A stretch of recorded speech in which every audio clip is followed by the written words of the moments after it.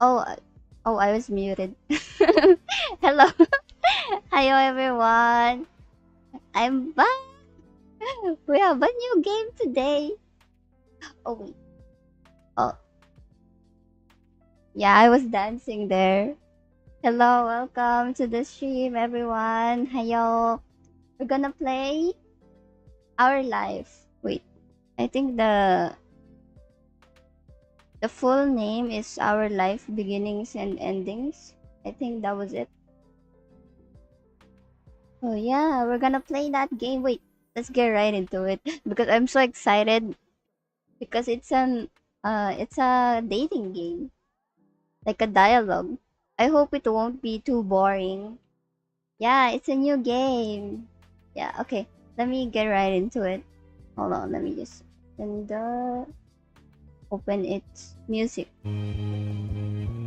Yeah, this one.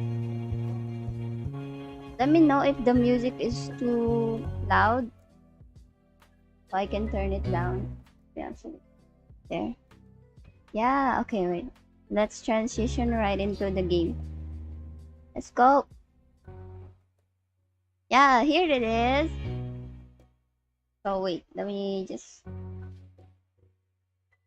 Yeah, I have the free voice installed.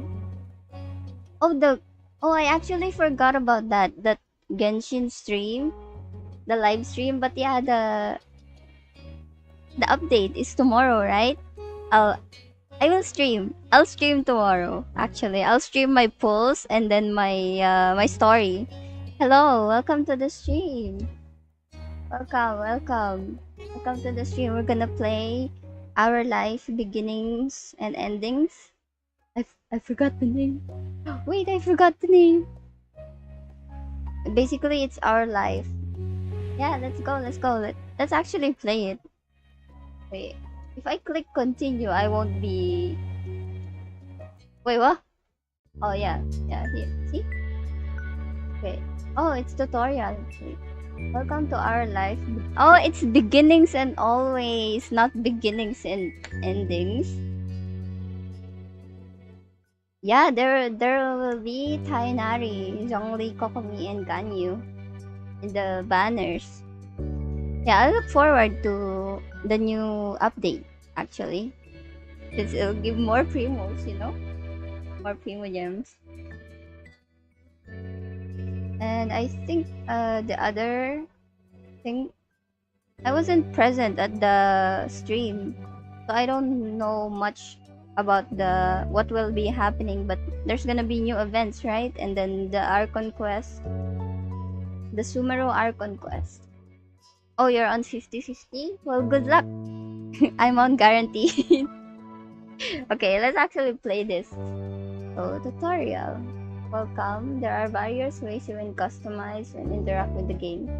This tutorial is an overview how certain features work. Can you read the full tutorial? Okay. So the game is divided into 4 time periods called steps. Wait, steps? Oh, like, okay, childhood, adolescence, young adulthood, and adulthood. Oh. And then it is further divided into vignettes that take place. The moments. I'm gonna assume these moments are like the one with, with the one you're dating here. Moments can be played in any order. Okay. Oh. So the plot is on summer? Steps 1 to 3. So childhood, adolescence, and then young adulthood include 5 moments each. Should we unlock all of the moments? But it can be skipped entirely though. My main DPS in Genshin is currently Ito. I'm currently building him.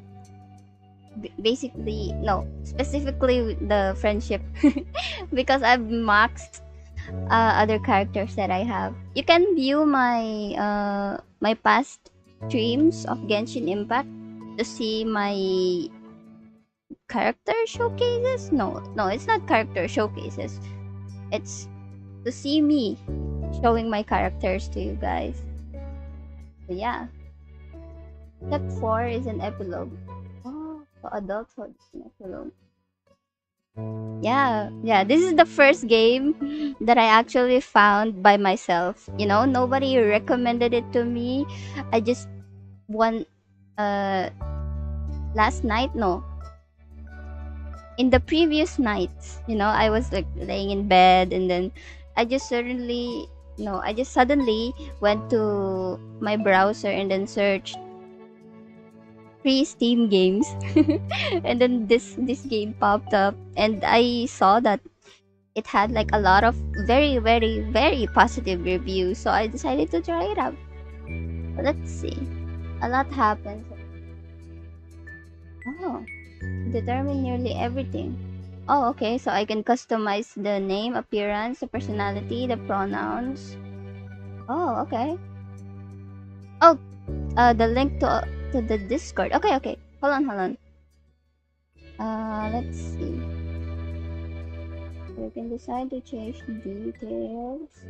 And let's see the link for the Discord. Hold on. Let me actually copy it and then pin it here. Okay, and then this one, and then this one. There. Okay, let me pin that message and then continue with the stream. Your last name, skin tone, and eye color can't be altered. Oh, my skin tone and eye color. Okay. Much of the MCs when the character authentically grows up, more options become available. Precision. Selecting a name. Okay. Preset options. Oh. Oh, wait, wait, wait. It says here that you can type any name you like, or you can pick a preset name. So the preset options are called voice names because other characters from this game will actually say the preset name. Okay, then I'll pick a preset name. I won't pick my name. Okay, the Jamie. Oh, I see. The voice collection is separated out. You're not interested, you don't need to get it. Each name in the DLC belongs to... Oh. Cute doll you can decorate. Oh. Not all things you decide about the MC appear on the doll. This is actually very complicated. Let's see. So the main way, our life has a first person perspective. First person. Okay. I see. The cutscene already. Man, it says here that it's possible not to see any cutscenes because of my choices. Okay, let's see. I will play this game without searching anything. So it's okay. Let's see what happens. There's also a second type of special MC based stream. Oh, unless you get DLCs. Okay, so I didn't buy any. How many XP for the VC? What do you mean for the VC? How many EXP? How many is the EXP for the VC? I'm pretty sure there's nothing. Oh, you mean how many EXP you're gaining for the VC, for joining a VC? I think it's 3 bonus EXP. Okay, going back to the topic. I really want to play this game. Okay, so it says DLCs. Unless you get DLCs. I didn't buy any DLCs because I'm broke. So, the game right now, our only focus is Cove. Our childhood friend, Cove. Oh my god. Okay, hold on. He grows up with the FC. Oh, okay. So interest level sets how much you like him. Interest, fond, crush, and love. Love is only available starting in step 3 if you were at fond or crush. So I need to make him go in the fond or the crush level in step 2. Okay? Comfort determines how you generally react or think. 3 levels: nervous, relaxed, and direct. Your level of interest and comfort will set the type of dynamic the character has. What you did in the past will influence the present. Okay? You get to pick your interest or comfort. Comfort can switch between the 3 levels as you please. Your current level of interest will become the new lowest option on the screen in the future. Oh, interest level has an impact when it comes to physically interacting with Cove. If you get along with one another, you can choose to touch him, okay, and Cove will occasionally interact with the MC in a lighthearted or comforting ways. Touching can become more romantic or suggestive. Wait, is this gonna be not safe for work? Wait. I sure hope it doesn't get like on the not safe for work things, you know? I think the chat delay is.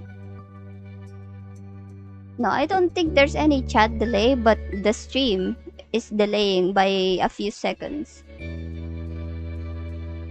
Basically, if you decide you like Cove, the game won't force you. Oh, you can always choose not to get together. Oh. If you do decide to date Cove, though, you can't break up with him later. Okay, you're forcing me to be with him. I see. Well, not like my goal is to break up with him. My goal is to actually date him. Let's see. Interest or comfort gets the basics down. So it's your choices. So my choices will affect the game. Oh, I can also design my own Cove. I think that was setting color. I see blue, green, less. So there are others no option. Picking just one color every time doesn't give a gameplay. Oh, I see.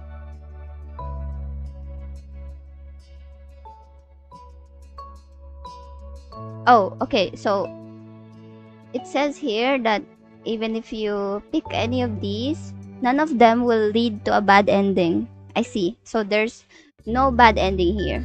That's good. I'm pretty sure I'm gonna reach like a bad ending because of this. You're welcome to enjoy the events. Okay. Thank you for playing. Okay, so wait. We will A B C D E F. I can I can I can choose a preset name. So these names are like Cove will say them. Okay, let's it has Patricia. Okay, Patricia is actually my real name. Wait, is this a real name reveal? Let's see. Okay, let's see about this. Opal. Opal's a good name as well. Sydney. Yeah, Sydney. Tina. Tina, they. Wait, he actually says them. Okay, I like my name as Zoe. Zoe.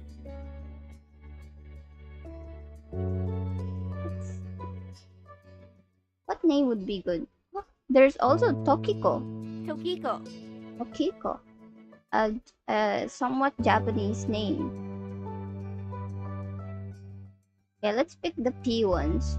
The ones closest to Pachi. I think Patricia or Patrice would be the most closest. Yeah. Patricia. Yeah, let's go with Patricia. It's closest to Pachi. Is it Patricia or Patrice?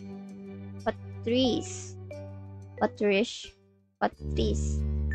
Okay, let's go. Let's pick Patricia. It's the most generic name. Okay, so let's pick our Let's quickly do this. I'm gonna style it based on my,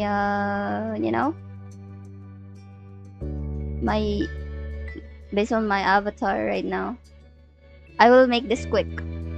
Okay, hold on. I'm gonna make this quick. Wait, skin tone. Eye shape. Rectangle. So mine is a little bit round. A little bit sloped. Oh, it says sloped. Okay, so let's see.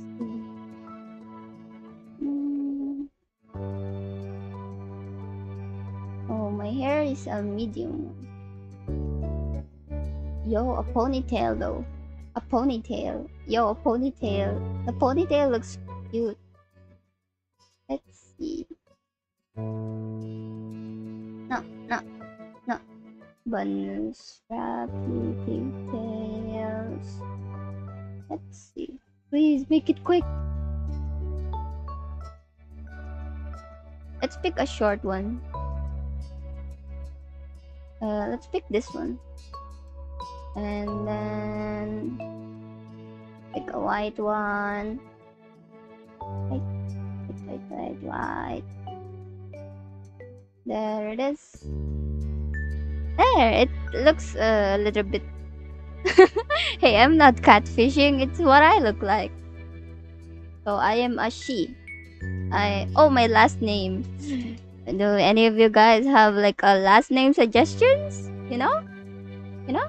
Any last name suggestions over there? I'm a she. Anyone? Any last name suggestions? How about gray? I think gray would be good. Yeah, let's pick gray actually. I don't want to be like overly white. Hikare. Okay, let's go with that. Hikare. Patricia Hikare. Okay, change page. So, birthmarks. Oh, we can choose to have birthmarks. Okay. No. No birthmarks. No scars. Yes, rosy cheeks. Okay, then. I see. Chubby, slender. Let's go with slender. And then a little bit of... Let's be a nerd. Let's be a nerd today. Okay, hold on. I will be... No, actually, that's fine. That's fine. Freckles, birthmarks, clothing types. So my clothing types, I usually wear pants and dresses as well as shirts. Yeah, we'll go with Hikare. So accessories, I wear all of them. Let's wear all of them. I'm gonna change this to white and then done. Wait, we're heading right. Okay then. So summer and sunset bird was a special time of year. You're usually sleepy. Town began to bustle. It was a popular tourist destination with people coming from all over to enjoy the beach, the weather, and the relaxation that came with both. Hello, welcome to the stream. We're playing a Otome game called Our Life. Check it out on Steam. Okay. To continue, the smell of the ocean, crisp and salty, hung in the air, bringing 3 whole months of school-less vacation with it. School-less. During the summer, your moms didn't like you to wander too far outside of your neighborhood, so you knew the area pretty well. That included the people. Families came and went from Sunset Bird, but they mostly stayed and did what your mom called putting down roots. I assume it's a vacation. They built, putting down roots like settling down or moving in there. They built businesses, they got to know each other, and they definitely said hello to the nice young kids who waved when passing their stores. Going for a walk around town mostly meant that the familiar, friendly residents waved or asked how your family was, or most often just said hello. Okay, so we have a choice here. You didn't really get why they always had to say hi. They saw you every day, but you nodded back at them anyway. You ended up saying hi to a lot of different people, since most of the tourists that came and went every summer there were the same ones. You were too anxious to say hi back to most of the other residents that greeted you, but they all knew you well enough to expect that. So it has like different colors. I think I can remember the tutorial saying that green is like, you're gonna be very shy, yellow is outgoing, and blue is a little bit indifferent. Let's go with yellow since Patchy is yellow. So I ended up saying hi to a lot of different people. You enjoyed learning all about where they were visiting from and hope to visit those places one day too. But today, there was a man sitting on the curb outside your house. No, is this gonna be Cole? He was sitting with his head in his hands, his whole body slumped over, and you wondered if he was even a real person or a statue that had magically sprung up from the ground overnight. Whoever or whatever he was, you had never seen him before. One thing about knowing everyone in Sunset Bird was that people who you didn't recognize really, really stood out. So I'm guessing that this Sunset Bird village or town or whatever is a really small one. So all of the people there know each other.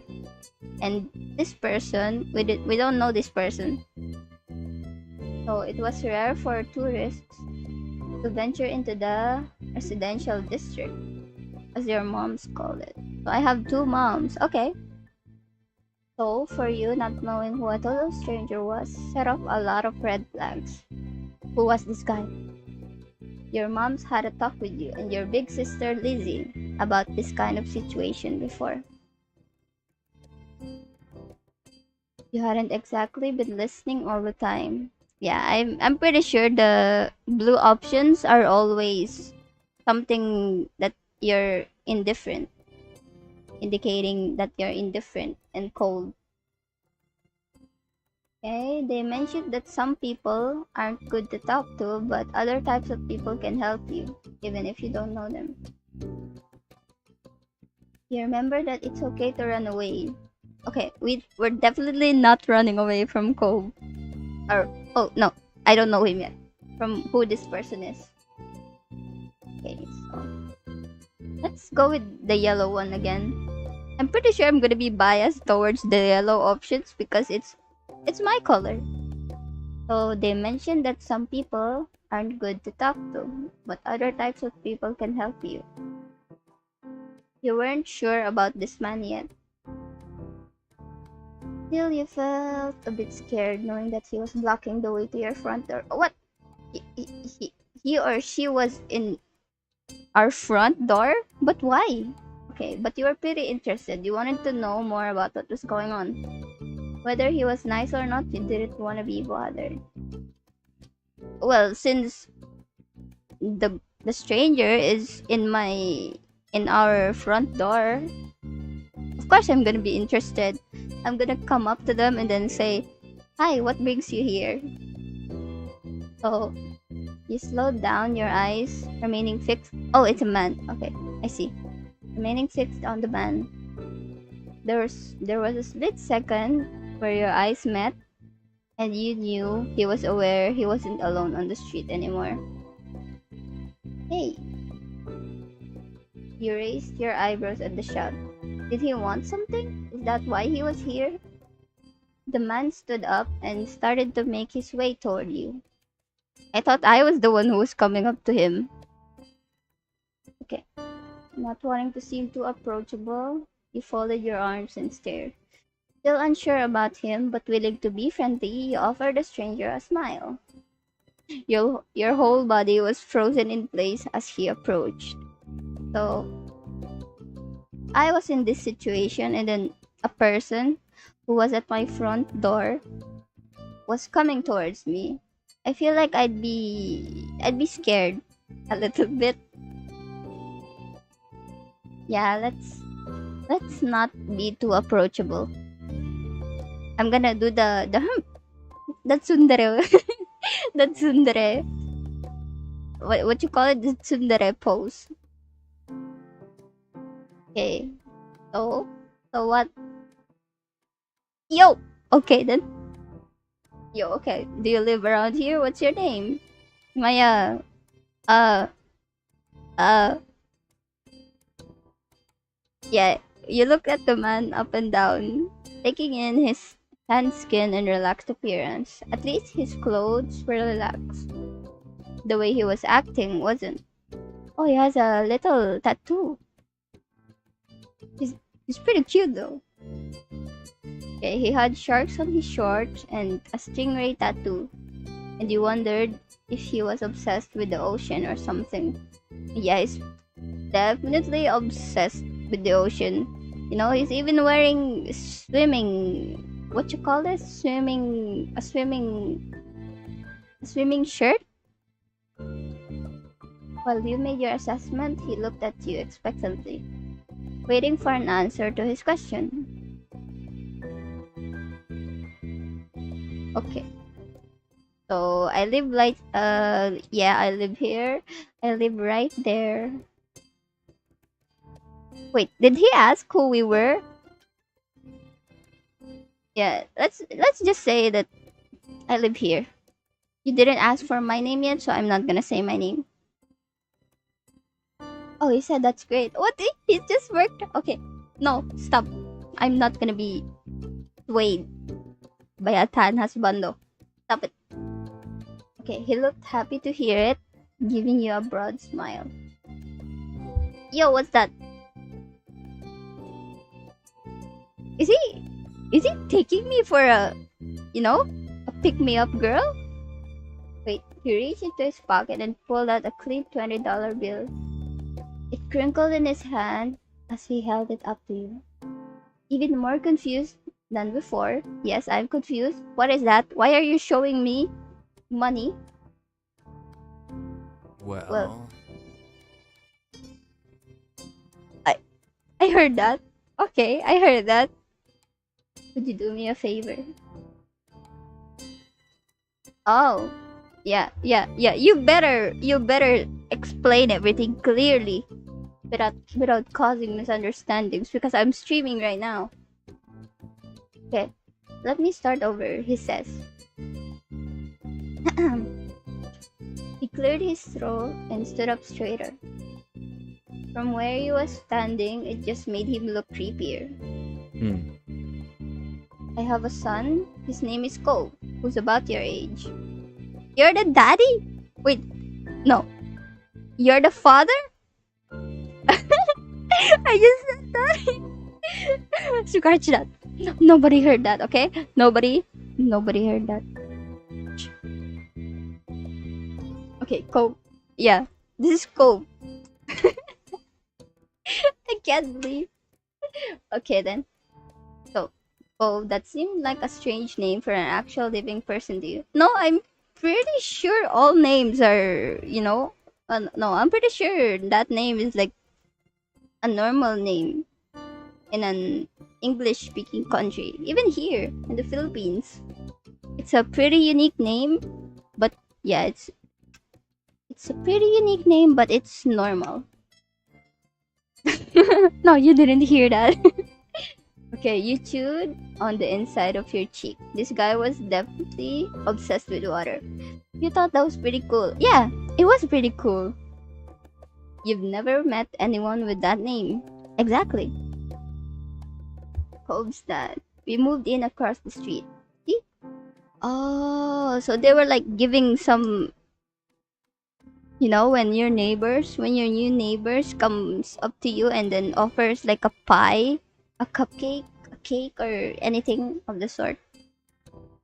He gestured toward the house that had been empty for a year, his watch catching the late afternoon sunlight and reflecting off the walls.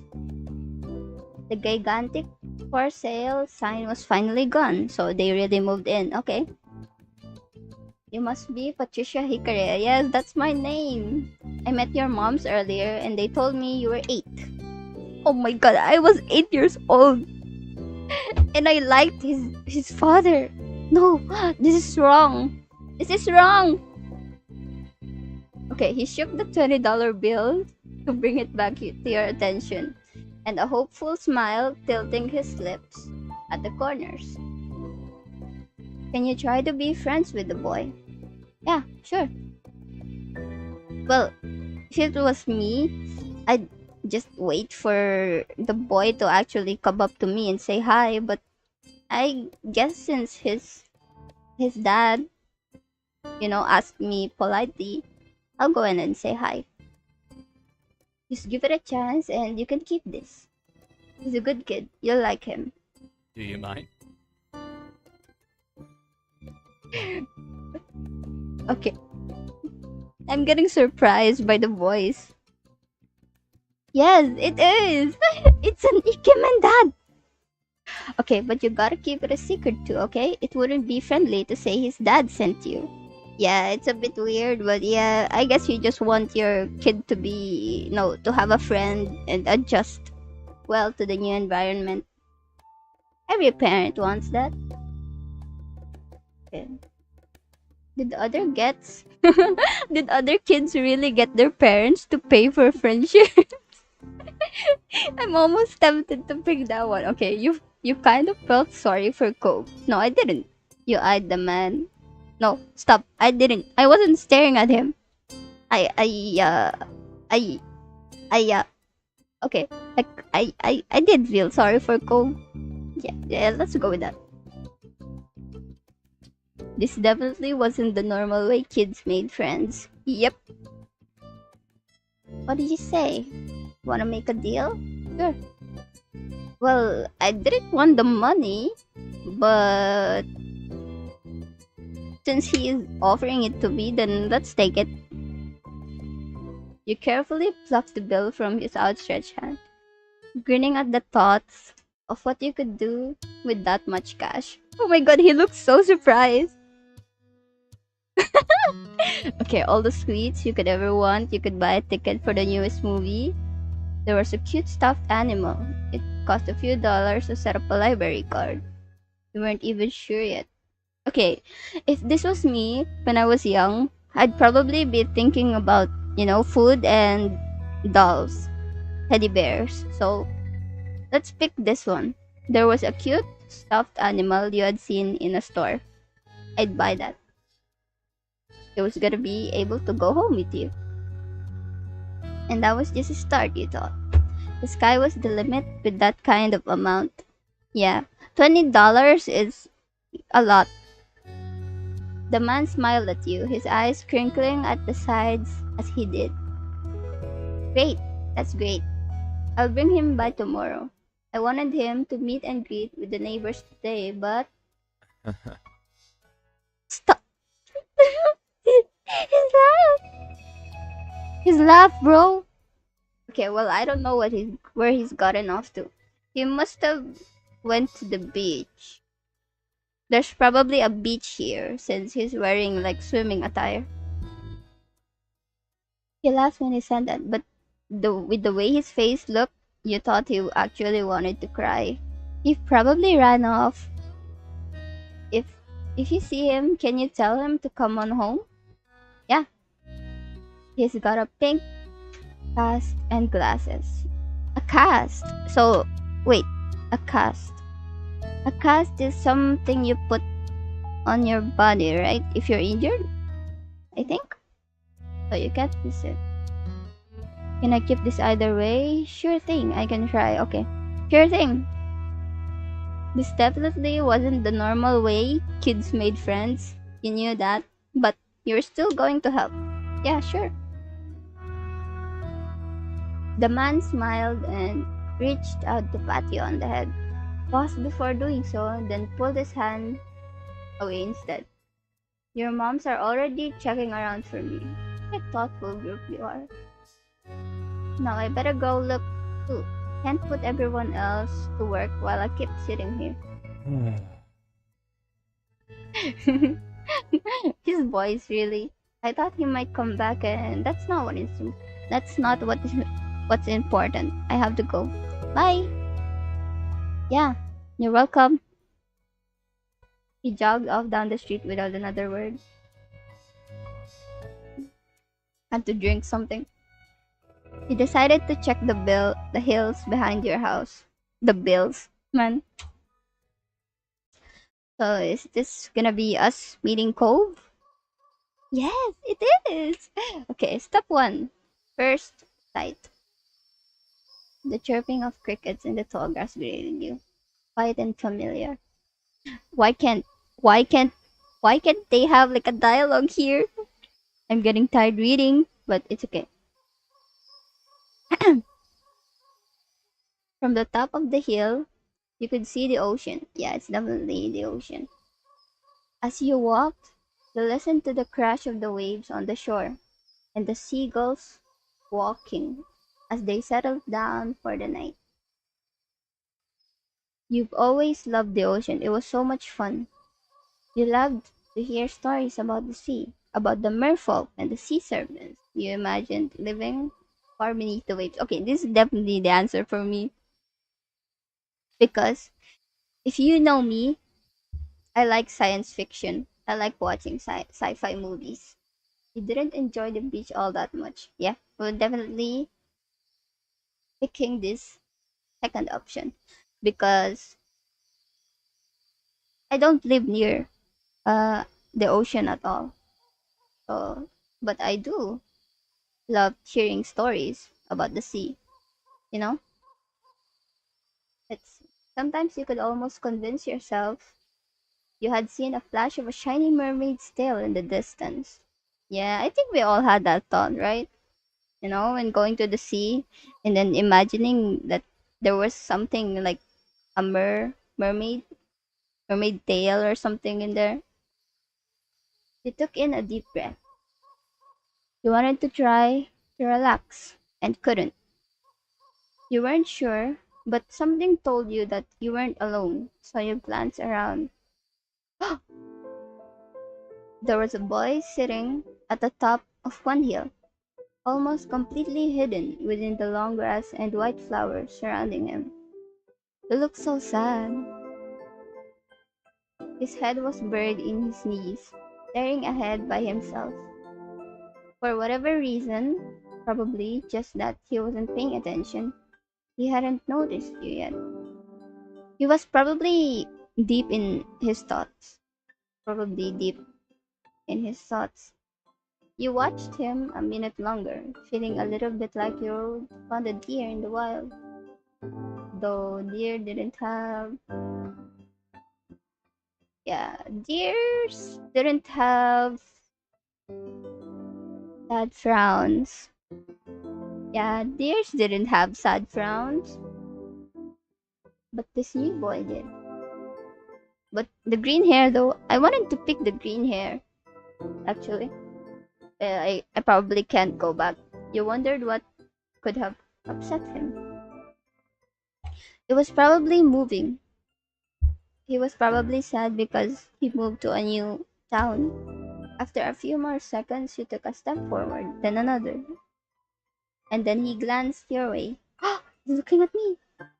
His aquamarine eyes reflected the light of the moon.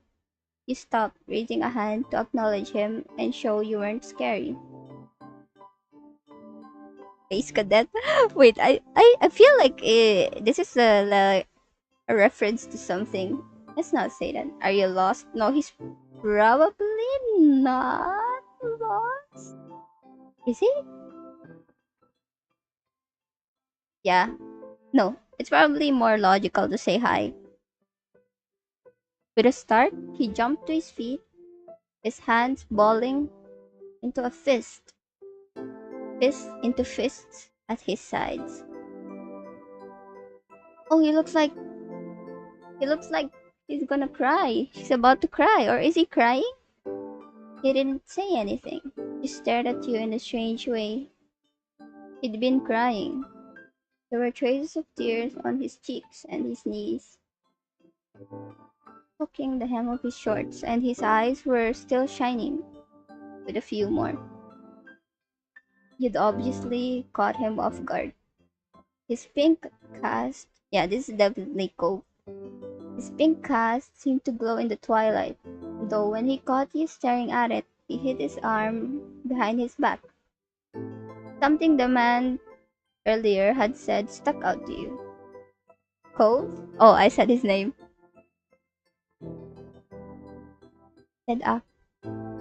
Eyes wide, he studied you. How do you know that? You touched the money in your pocket, feeling it crinkle beneath your fingertips. I met your dad. Yeah, it's probably better to be honest here. Oh, So, is this your heel? He gestured with his uninjured arm to the patch of grass surrounding you, his face falling at the prospect. I can leave it if it is. You can't own a hill. Why not? Do you own a hill? Is this guy rich? How could you? How could you own a hill? Oh, can you buy hills? You just do. I had a hill back home. Oh, well, this still isn't mine. Oh, he sat back down with a thump, resting his chin on his knees again. Curious about the strange new boy with the odd dad, you sat on the patch of grass next to him. The pure white flowers that covered this hill rocked back and forth gently as the stars twinkled above. The way they dotted the sky made them seem like flowers, too. The night wind was cool as it traveled over the ocean and up the hill, chasing away the heat from the afternoon sun.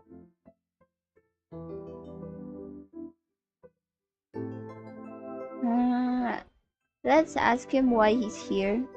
It's probably a bit too personal to ask someone you met right away, in my opinion at least. So let's ask him why he's here on the hill.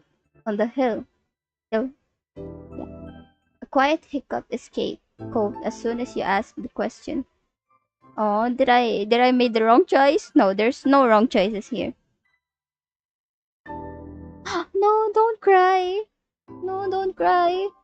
Almost like they never stopped, his tears started up again with a vengeance.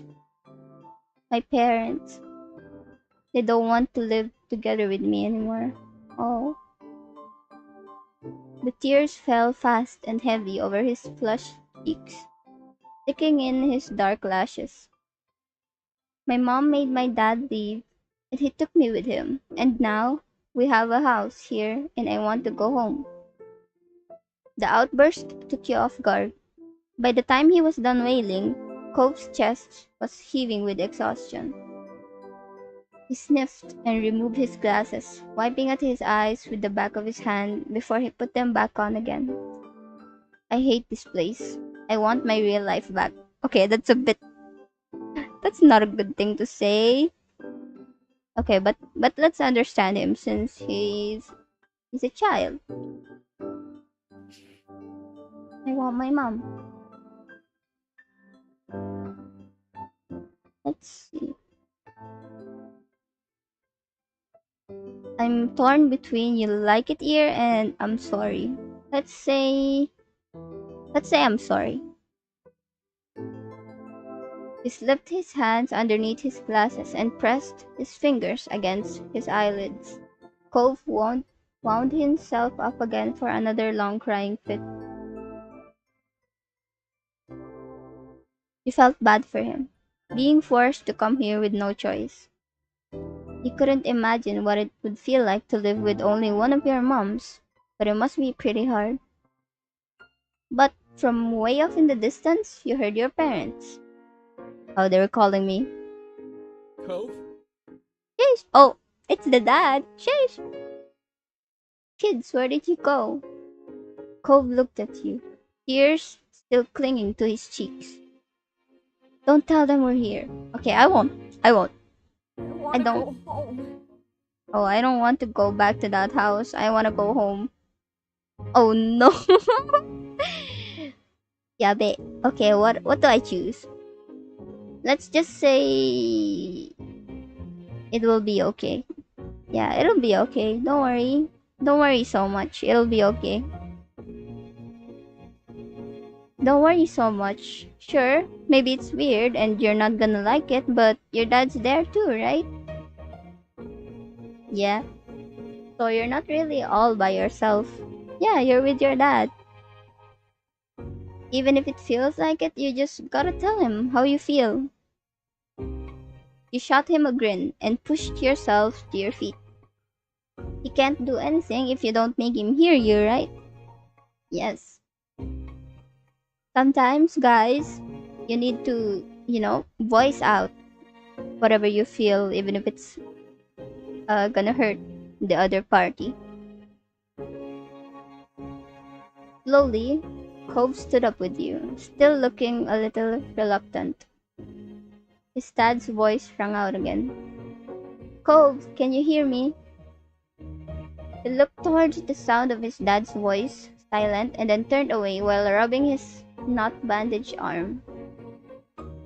Sorry. Sorry, I still don't want to go. You called out yourself. You waited silently with him. You tried to convince him. Let's wait silently with him. I feel like forcing him would be too stressful, especially since he's a child dealing with, with his parents breaking up. So let's wait silently with him. Yeah, I get it. You do? Before you could answer, you heard Cope's dad even closer than before. There you are, bud. Oh, they found us. The trio of parents appeared over the curve of the hill. Instantly, all their eyes landed on you and they rushed over. Those are my moms? Yo, mommies!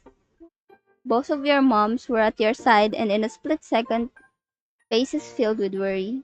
I'm sorry for worrying you, mommies. Patricia, you're here after all. Mom and mommy. So who's mom and who's mommy here? We had been at the park to check for Cove. Let's make like a different accent for everything. I then heard what happened earlier when you met the new neighbor. I thought you might have gone off further away. I'm trying to voice them. Okay. Why is everybody acting like this is such a big thing? Nope. Okay. We're okay, don't worry. Cove didn't want to go home just yet. No, we're just sitting in the grass. Yeah. Yeah, we're just sitting in the grass, admiring the stars, looking at the horizon, the blue ocean waves. Thank God you're both fine. Were you two having fun out here? You looked over at Cove, who was wiggling against his dad's tight hug and pushing at his arms. Yes, I like him. Nope. He's good. I think I'm gonna marry. Calm down, Patricia, okay? We will take this slow. So, yes, I like him. You nodded, smiling slightly. Ah,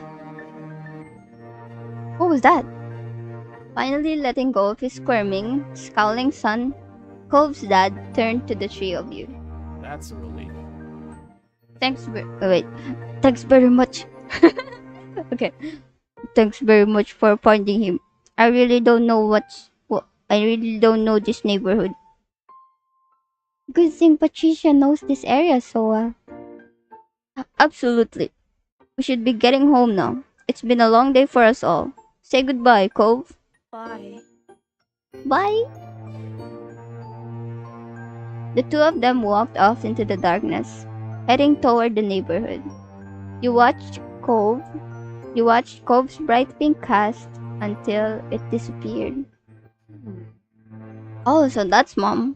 I thought this was mommy. Okay. Hmm. Tell you what, we'll have a proper play date tomorrow, okay? Your new friend's dad wanted to bring him to see you and Lizzie. How does that sound? Yeah, it definitely sounds like a mommy. She definitely sounds like a mommy. Sure.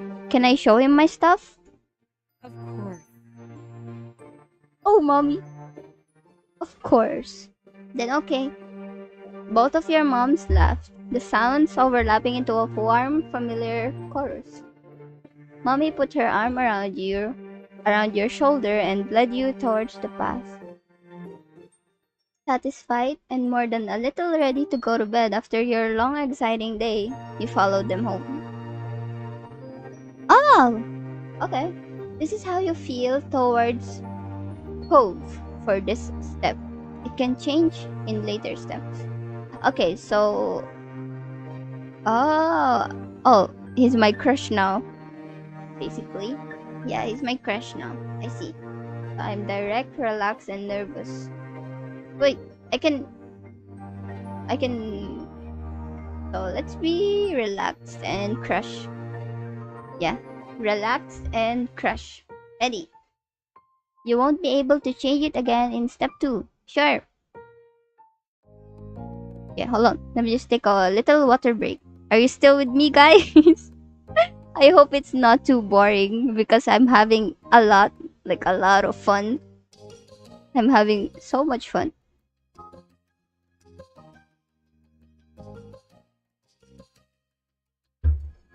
Having a lot of fun doing this. Okay, let's let's go. Hold on. Oh wait. Hmm, let's see. We're good, right? Yep. Okay. Yeah, let's go. The next morning, you finished your breakfast so fast that you practically inhaled it. I practically inhaled my breakfast, yes. Your sister Lizzie had run out earlier to go play, but you'd stay put. Today, just like your moms had promised, Cove was coming over to hang out. Excited to see your new friend again, Patricia? Yeah, a lot. How sweet. I bet the two of them are going to be great playmates. Mm. Okay. With that said, are you done with your breakfast? Yeah, with all the exasperation of an 8-year-old can muster, you look at your empty cereal bowl, then at mom. Okay. Okay, attitude kid, we see. Good job. You should be here soon. Clean up the gun and then, on cue, there was a knock. He was hesitant, like the person wasn't sure they were in the right place. Still loud, though. We need to get a more obvious doorbell. I know. Patricia, could you get it? Yeah, we get it. You practically leapt out of your chair on the way to the door. Yo! Hi, Ikaria family. Thanks for having us. Mr. Holden, as your moms had called him, and his son were here. Cove looked different in the bright lighting of your living room, and when he wasn't crying. With his dad standing in front of him, and mom and mommy behind you and Cove looked at each other. Pleased to see the interesting newborn again, he smiled at Cove. Cove returned it shyly, so he's a little bit shy, I see. You twisted the threaded bracelet on your wrist. You twisted the crystal bead bracelet. Oh, let's see. What bracelet will I have? A threaded bracelet, a crystal bead, a flower bead, or a shell bracelet? I feel like I'd be wearing a flower bead or a shell bracelet because I'm besides the sea. Let's go with the shell bead, the shell bracelet. Let's go play in my room. Okay. Take care. Bye. See you. You led him to your room, puffing out your chest a little bit at the sight of your treasures. There were lots of stuffed animals, a cool bed, and a window to look out. It was a great room. You hadn't had anyone to show it to in a while, but you were really proud of it. You leaned in a little closer to one of your drawings on the wall. Oh, he likes my drawing, I see.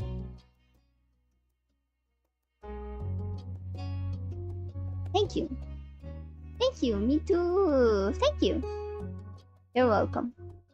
You smiled at him. You were proud of that particular piece of art, and you were glad he noticed it. You turned to look around the room a little more, studying the books on your desk and the pictures on the walls. Hold on.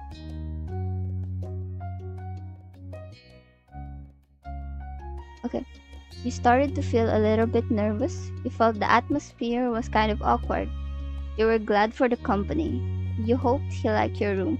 Yeah, if another guest was in my room, I would feel like I would feel nervous. Yeah, I would feel nervous and I would hope that he liked or she liked my room. Yeah, you hoped he liked your room. You had put a lot of effort into making your room as nice as it was. You hoped he didn't say anything bad about it.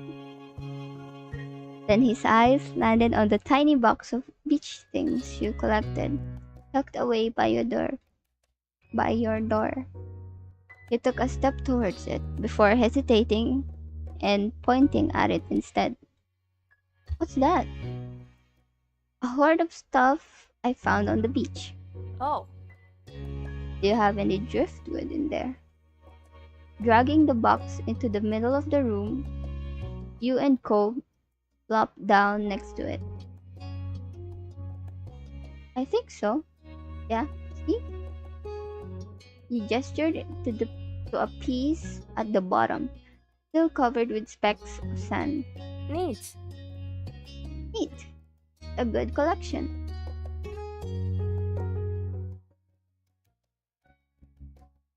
You got the sense from the tone of his voice that he wasn't just saying it to be nice or to be like Sheila. He actually meant it. Oh right, I almost forgot. Sheila is gonna be here today. Sheila? Daisy's friend, or like her number one fan, I guess? Hmm. Do I have to see him? It should be okay. I mean, he's Lizzie's friend, not mine. But, come on, check out my shells some more. I found this one under a big piece of seaweed that had washed ashore, and oh, I can I can scroll my mouse button. And you pulled out seashell after seashell, explaining where you'd gotten each one and holding them up against the light. There were big ones, small ones, pink, purple, and orange. Most of them you washed off in the bathroom sink when you brought them home, cleaning off the sand. Over the past few years, you'd even learned some of their scientific names. The collection was so huge and varied that you had lots of funny stories to tell for all of them. Your voice faltered a little bit, but you kept going as best as you could. Okay, I'm a little torn between the second choice and the third choice because the third choice, I can kind of relate to it because I'm reading this so much that even if my voice is faltering a little bit, I'm keeping it going. So let's go with this one, the third choice. You were really proud. Yeah, see, my voice is faltering. You were really proud of your shell collection, and it made you happy that Cove was interested in it too. Apparently fascinated, either by the stories or by the shells themselves, Cove listened with what looked like the full force of his attention. Oh, he's trying to listen to it. It was a new experience to be the center of such dedicated focus. For some reason, it was making your cheeks feel warm. You had never felt like this around someone before. It was kind of weird. Kids, come down to the living room. You could tell the idea was making him unhappy. But mommy wasn't giving you much of a chance to hang around. Cove hadn't been like this meeting you. You guessed it was because he thinks you found each other by accident, not that a parent made it happen. Mr. Holden must be right that telling Cove his dad was part of that would be a bad idea. Yeah, I guess this is gonna be a little white lie. Before you knew it, you'd both been escorted downstairs and deposited in the living room, ready for Sheila's visit. It's a guy, right? I'm guessing this is gonna be Cove's love rival, You know what I'm saying? The two of you sat side by side on the floor of your home's entryway. Um, I bought the box of shells. I wanna keep looking at them. Great! Oh, wait. Okay, but be careful. I will. You weren't sure if you could trust someone else with your treasures yet, so you stayed next to him while he opened the lid and peered inside. Cove reached in and pulled out a big orange shell. Oh, like he hadn't spoken aloud yet, he turned to you and held it up, his eyes shining. I think this is I think this one is the best of them. Oh, he smiled. A like smirk smile, whatever that is. I like a different one best. I can show it to you too. You can take it. Uh, you can take it if you want it. Cove looked at you in surprise, his eyes going wide. Really? Wait, he really liked the shell, huh? Yeah, it's okay, I guess. Sure, you like it a lot, right? Uh-huh.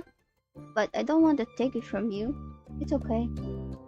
You got the impression he was hesitant to accept something because he didn't know you very well. You insisted. I'm gonna insist because it seemed like he really liked the shell. No, it's okay for you.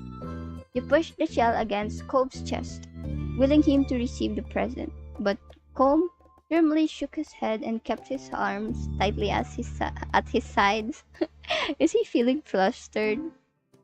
It was a battle you couldn't win, at least not today. Who was your neighbor now? Maybe you could give it to him another time. The two of you were still sitting on the floor, looking through your collection of beach findings when the doorbell finally rang. Cove jumped, startled by the sound. Since the person hadn't knocked, he figured it was probably Sheila. He knew where to look for that. Daisy's friend? You nodded, but that didn't seem to make Cove feel better. It was already obvious that Cove didn't hide his feelings well. You could tell what he was thinking right away. This isn't a good idea. He'll be alright. He's here. We can't tell him to leave. He's at our only door, and if you go upstairs, he'll find you. Cole glanced around the room, his eyes wide, and finally paused with his gaze locked onto the back of the house. I can go out the window. This guy is so shy that he's willing to jump out a window just to get away from this Shiloh guy. He was already walking towards it. Scrambling to think of something to say, he stepped forward, then paused. Okay, let's see. Yeah, I'm probably.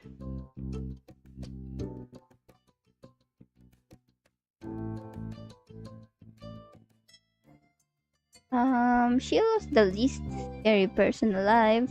Yeah, it's probably good to say that, right? Every single bunny rabbit is scarier than Shiloh. But I don't want to see him. I don't know him. Okay, let's see. Let's encourage him. Hey, if you do have a hard time with him, I'll tell him to leave. That okay? Okay. Shiloh poked his head into the living room. It was impossible to know for sure if he'd heard what you'd been saying or not, but You guessed that he had. Hi, Patricia. And hi, Cove. Cove shot you an uneasy glance. Hi. Hi. Hi. Hiya. I'm Sheila. Nice to meet you. Yeah. Yeah. Just yeah. You have a lot of freckles. Ah, right. I do. What are you guys doing? We're looking at shells. Can I do it too? Yeah, sure. Cove shrugged and then looked back at your box of beach findings. Hmm. What about that one? The plan for the afternoon, at least as far as you were concerned, was to sit and look at the beach thing some more. You weren't really in the mood to do much of anything else, especially if Cove was having fun. Hey, check out this scallop shell I found. Cool, right? It's a pretty color, kinda like my cast. The beautiful the beautiful glittering pink did look a little bit like the wrap around his arm. Pink is a nice color. Okay. Oh? Is it your favorite? Not really. What is? Maybe green or blue. It might be yellow. Yellow, please. Please be yellow. Oh, those are all cool. I guess. Not sure how to deal with a suddenly more awkward silence. You look back at your shells. Okay, let's not make it awkward at all. I like those colors too. Both of them smiled. Like usual, it didn't take long for Sheila to get fidgety. Lizzie was his favorite. Without her around, Sheila didn't seem to know what to do with himself. And Cole wasn't like your sister. He wasn't that much like you either. Is Lizzie coming back? Don't know. Ah. Where'd she go? I think she's at the beach. Probably. Is she playing at her park? Cope's eyes lit up as the mention of the park and he looked towards you. Oh, you want to go to the park? Ah. There's a park? Yep, but it's old. Can you show me? I want to go. He started getting up before you had even answered, and Sheila jumped up beside him in excitement. Really? You do too? Right, Patricia? The park is fun. Yeah, sure, let's go. Yeah, the park is pretty great. It's right at the beach, so there's lots of fun stuff to do, and lots of sand. It's a jungle. It has a jungle gym and a bunch of swings. Oh, the swings. I love riding swings. That sounds like it could be cool. So, are we going to find Lizzie? I don't know. I never really wanted to see her. I just wanted to check the park out. Adrift without any direction, Sheila finally turned to you. Okay, let's go. He perked up. Both boys wanted to go. It was only fair. Yeah, let's go, I guess. After getting no, what? Why did I say my name? After getting permission from your moms, the three of you were ready to head out. It was a short walk to the park. Lizzie had convinced your moms that it was so short she would always be allowed to walk there by herself. Okay, we're finally gonna see Lizzie, our sister. When you found her, she was hanging on the jungle gym, swinging back and forth. Hey, Lizzie. Her face lit up when she saw you, her big brown eyes going wide. Patricia! Hello! Hi! She dropped to the ground and landed with a soft thud in the sand. In a split second, Hilo had abandoned you two and scrambled over to stand by her. You were used to being left out when it was just the three of you, but now Cove was here. It was nice to have someone who stuck with you. Oh, so that's Lizzie. Wait, wait, hold on. She looks like your mean sister, bro. But let's give her the benefit of the doubt, okay? Who's that? Cove. He's new. I remember. Hi, Cove. Welcome to my park. Nobody ever comes to play here, so this is where we get together. She gestured wildly with her arms as if to present the area to the newcomer. Without interrupting Lizzie's speech, Cove whispered in your ear, quiet enough that others wouldn't overhear. I thought kids couldn't own places like parks or hills. You couldn't help but laugh a tiny bit. While Lizzie continued talking, you took the chance to kick off your shoes and wriggle your toes through the warm sand. Nice, huh? In this neighborhood, I'm the only one who comes up with these ideas. With the ideas. You are? Uh-huh. Who else could handle the job? Lizzie is the oldest. By a lot. My mom said you're Patricia's age. Yeah. Yeah, thought so. I'm the only one in this group with double digits. What about the other kids? Other kids? There aren't any. We're the only kids here, and Sheila is just visiting from another place. Not even tourists really bring their kids here. This is the land of ancients. Be careful that the oldies don't try to steal your youth. Oh. For a second, it looked like he might cry again, but something in his eyes shifted, and he looked back at Lizzie. What kind of old people? Like moms, dads, or grandparents?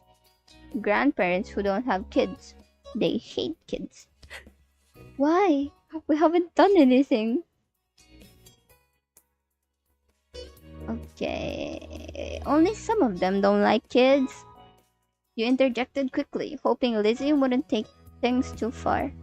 Cove sniffled, his forehead creasing with worry. Lizzie was staring Cove down, but Cove wasn't even looking at her anymore. He didn't seem to care that she was there. He went into his own head. Yellow was the next one to speak, completely unaware of the situation. I met Lizzie and Patricia in school. You'll see tons of kids there once summer is over. I don't want to go to a new school. I don't want the summer to end. Gila looked down the dirt. He hasn't much luck striking up conversations with Cove. I like summer vacation a lot too. All the building tension in the air suddenly vanished when Lizzie laughed. At Sheila's discomfort, at how weird she thought Cove was, at something else entirely you didn't really know, but she laughed, her face scrunching up. Okay. Welcome to Sunset Bird. Cove, take a seat, put up your feet, and get used to it.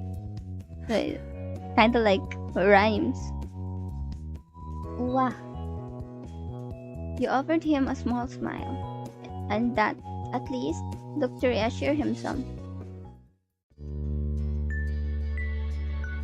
For the rest of the summer, Cove was always there. You saw him more often than Shiloh, and on some days, when he was in a bad mood or busy, you even saw him more than Lizzie. He became a staple of your everyday life, the way sun and lunch and the beach were. Looking back on it years later, you would realize that you had a tiny crush on him right away. One that had made you want to spend as much time with him as you did. Of course, that was only the start of things. Oh, wait, what? Cove wasn't able to do many things that. What are those? Wait, let's go with shopping first. Cole, come back before it gets dark. Alright, sport. The familiar voice drifted across the street and drew your attention away from the snail he'd been watching. Inch slowly across the pavement. Cole waited in front of his dad, pushing his green hair back off his face from where the breeze was blowing it over his glasses. He looked to be paying only a mild amount of attention as he was being handed over a few slips of green paper. It reminded you of when you first met Mr. Holden, although he's probably not paying Cole to be friends with himself. Cole's dad seemed to feel your gaze somehow, or maybe you made a noise. because a second later his eyes were on you. He waved over. He waved you over with a smile. He looked happy to see you, but you still felt a little weird for getting caught. You gotta learn how to be more sneaky. Yes, to be more sneaky. Okay. He looked happy to see you, but you still felt a little weird for getting caught. Oh, I I must have not read that. Wait, I must have forgotten. Okay, you brushed your hands together to free them of sand and then jogged over to join the two, smiling at Cole first and then his dad. In turn, Cole shuffled his feet in place as you got closer. Patricia. Hi. Oh, How's it going? good to see you again. What excitement are you up today, Patricia? Taking a walk and watching the snail earlier. I found a pretty cool snail across the road. There's lots of snails around here. Mr. Holden grinned at you kindly. After you finished answering the question, Mr. Holden's attention returned to Cole, who was preoccupied with the folding bills he had into a tiny rectangle. Sounds fun, you know? Cole was about to hit the store by the beach. Why don't you go with him? Yeah. Wait, I can come? Okay. You immediately grinned at the idea. You hadn't been sure if you'd see Cole today, and now he was inviting you somewhere. This day couldn't get much better. Great. I'm sure you guys will have loads of fun. Mr. Holden reached into his pocket and pulled over a leather wallet filled with money. You found it odd since your moms only ever seemed to have cards in theirs. Here. He leaned in to pass a crisp tentacle, giving him a wink and a whisper. Get something for your friend, too. Your Good kid. Pope's dad ruffled his son's hair as he was straightening back up the bill in his hand, still held out towards the green-haired boy. Take care. Cole accepted the bill after a second and then slipped it into his pocket. Then, with one last nod to his dad, he turned and started walking. Wait, let me actually think. You followed after him, intrigued at the possibilities this outing might bring. Let's see. The text outline should be uh,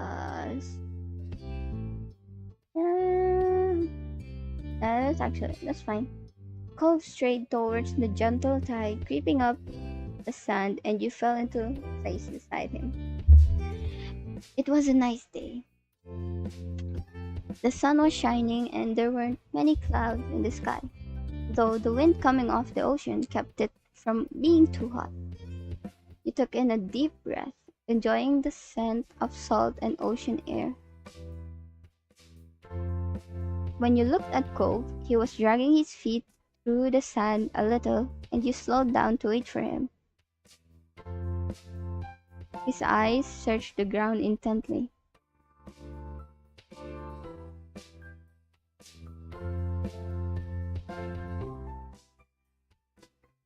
Okay, so he must be looking for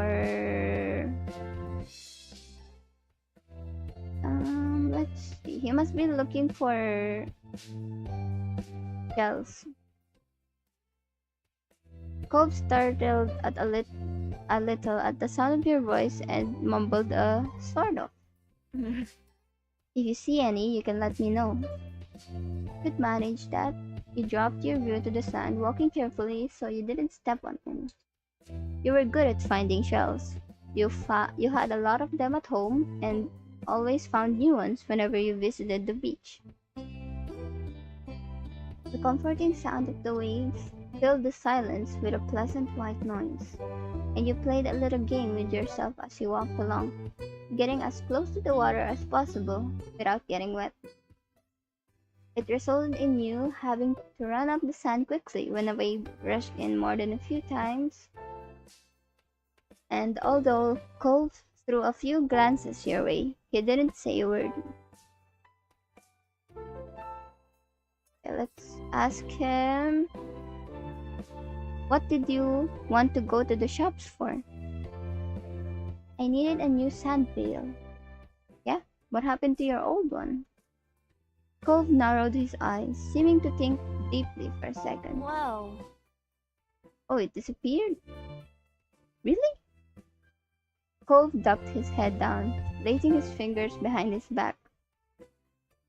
It didn't seem like he was going to continue, so you nudged his arm. How did that happen? Well, Cove opened his mouth and then shut it again, considering. Hmm. I took it to the beach one day. Uh-huh. When I got home, it wasn't anywhere. You left it there? Nope. It wasn't at the beach when I went back. Then you lost it. Disappeared.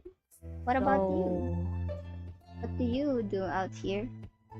Well, yeah, I like to build sandcastles. Since I'm at the beach, then I would most probably do build sandcastles. Last summer, Lizzie and I built one that was as tall as me, and sometimes they have sandcastle building competitions down by the boardwalk. Cool!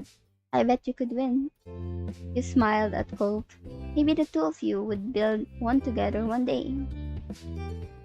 Once you reached the shopping area, the noise level grew exponentially.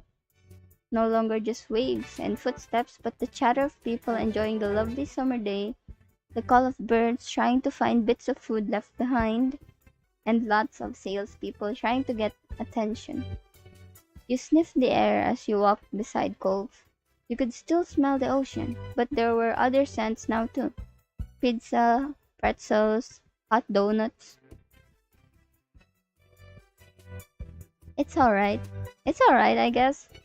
I'm both used to being in the countryside and being in the city. There was a lot going on, but it beat staying at home and doing nothing at all day. You were sure that you and Cove could find something to fill the day if you looked around a bit. Cove was glancing from one side of the street to the other with a look on his aquamarine eyes that you couldn't quite work out. What's that? Cove pointed to a large crowd of people gathered near a few tables with large colorful umbrellas blooming from their middles. You couldn't see past the adults who were blocking the way, but you knew there must be something worth seeing. Without another word, the two of you hurried over to see what all the commotion was about. Feast your eyes on the amazing Alexander. Is this a circus? At the center of the crowd was a man with a tall hat and a funny green coat that had three long tails. There was a little table next to him with a cloth hanging over it that read, The Amazing Alexander. Excuse me, everyone, I just yawned. At a glittery golden script. Why tell people his name if it's already on a sign? Hope hummed with understanding, then turned to walk away, just as the amazing Alexander began shuffling a deck of cards. Maybe we could stay and watch? Hope glanced back at the man. He then briefly lifted his arms up his sides before returning them to place. You grinned, waving for him to follow you as you raced back to the stand in the crowd. With that, it began. The magic man pulled out one card out of the deck, showing it to the curious onlookers. It was a four of diamonds. Watch closely. You did, squeezing through a few of the adult onlookers to get a better view. Suddenly, the man snapped his fingers and the card just disappeared. Whoa. Yeah, it's a magic trick. Yeah, it's definitely a magic trick. Cove. Cove is silent. The amazing Alexander, who had earned his title, turned his head and looked directly at you. He reached out with a kind smile. What's this behind your ear? Tell me. This had to be going somewhere and you needed to find out. He smelled like popcorn and candy when he stepped closer. It was great. You felt a tug and then he pulled the four of diamonds out from behind your ear. Wha- You knew it couldn't really have come from your ear, but you still didn't get how he'd done it. There was a light applause from the crowd and the man gave a deep bow. This is for you. The magician plucked a pair of balloons from a clump of them tied down to his table. Both were in the shape of a dolphin instead of being a normal circle. And one for your friend too. Thank you for being my assistant. Wow. Now you were really grateful he chose you. After that, he went to someone else in the crowd. Pick a card, any card. My uncle does that every time he visits. Not the balloons, the stuff with cards. Hope spoke plainly while reaching over to take the dolphin that had been designated for him.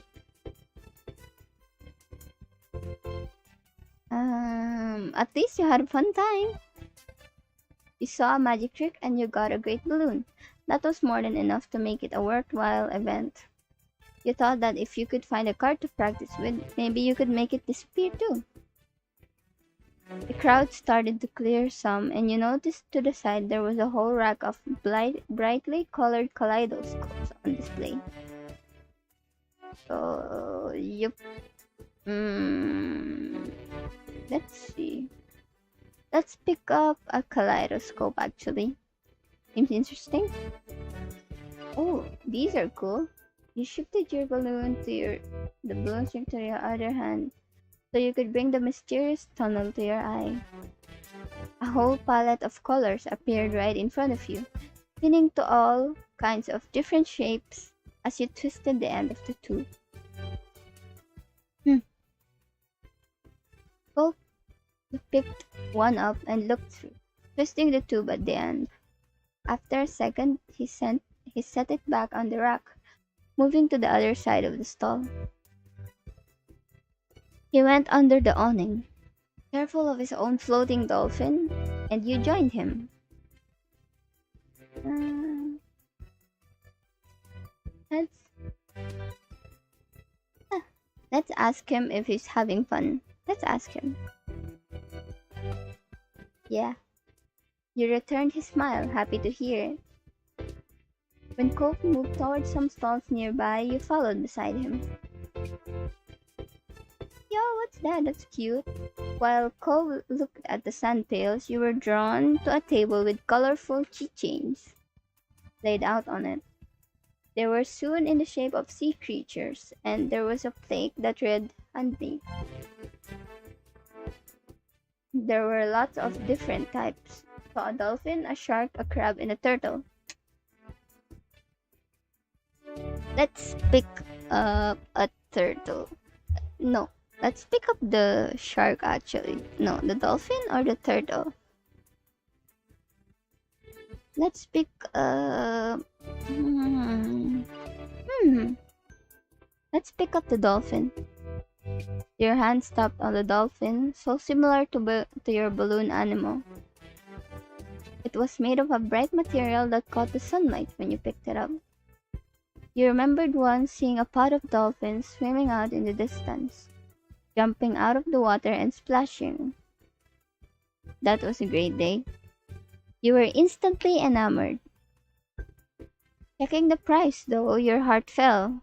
$6. You didn't know much about money, but you thought it was a lot to spend on one thing. You rarely had more than a $5 bill to your name. So that changed the day you met Cove and his dad. You still had the $20 bill Mr. Holden gave to you, hidden away in your room. It was a grand sum of money, but you couldn't spend something that was at home instead of in your pocket. Maybe you'd had to ask your moms to bring you here again one day. now that you knew what you wanted. Is that what you want? Huh? Oh, it's $6. I didn't bring any money. Alright. Oh, is he gonna pay for it?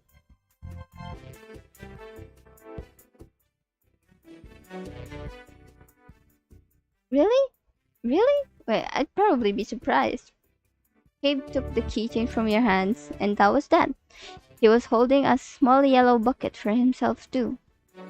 It's cool. You should get it. The way he smiles is cute.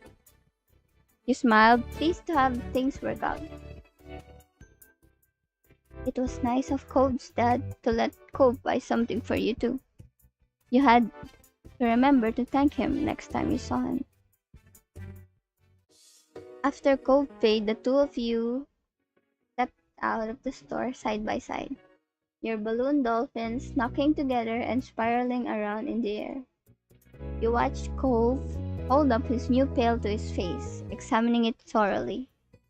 Hey, Cove. Yeah? I really like this keychain. Thank you. Cove looked over and you held it up so he could see it better. You like it too? Nice. Cove looked further down the street where different food carts were lined up. He rested his non-cast arm over to his stomach, and just as he did, yours let out a light growl. You hadn't eaten since breakfast, and all of this wandering around, you were definitely ready for some lunch. Let's get some food. Yeah, let's go. You two wandered around a short while, looking at the delicacies that were available. Everything looked delicious, and as the different smells, both sweet and salty, wafted over to you, your stomach growled even louder. After passing out hot dogs, snow cones, ice cream, and pizza, you both agreed on pretzels. Oh, Cove got something sweet and cinnamony, and you? Let's get sweet and cinnamony. Yeah, let's get the same one. You licked your lips hungrily as the vendor handed your pretzel over, ready to take a big bite. Your moms didn't like you to eat too much sugar, but this was a special occasion. The little cup of icing looked too delicious to pass on. You found an empty table close enough to the beach that the grit of the sand made terrible noises when you dragged the chairs out to sit down. These balloons are gonna make it hard to eat. Cove placed his bucket on the table as he stared at his still balled up hand that was wrapped around in the string. How did he hurt himself, actually? You opened your mouth to agree before an idea hit you. I know. After carefully placing your pretzel somewhere it wouldn't get sandy, you tugged the balloon dolphin out of Cove's hand and tied it in a delicate bow around his wrist. Oh. Cove bounced his arm up and down in place, testing the stability of your knot. After watching his balloon jostle out but remain attached, he smiled satisfied. Can you do it for me? He repeated the ritual. Cove struggled somewhat with the cast restricting his fingers on one hand, and a string already tangled around the other. But the action made you feel strangely happy. You couldn't look him in the eyes. Okay. The two of you spent a moment admiring your handiwork, both hands now free to allow easy munching on your pretzels. You bit into the doffy, the doffy,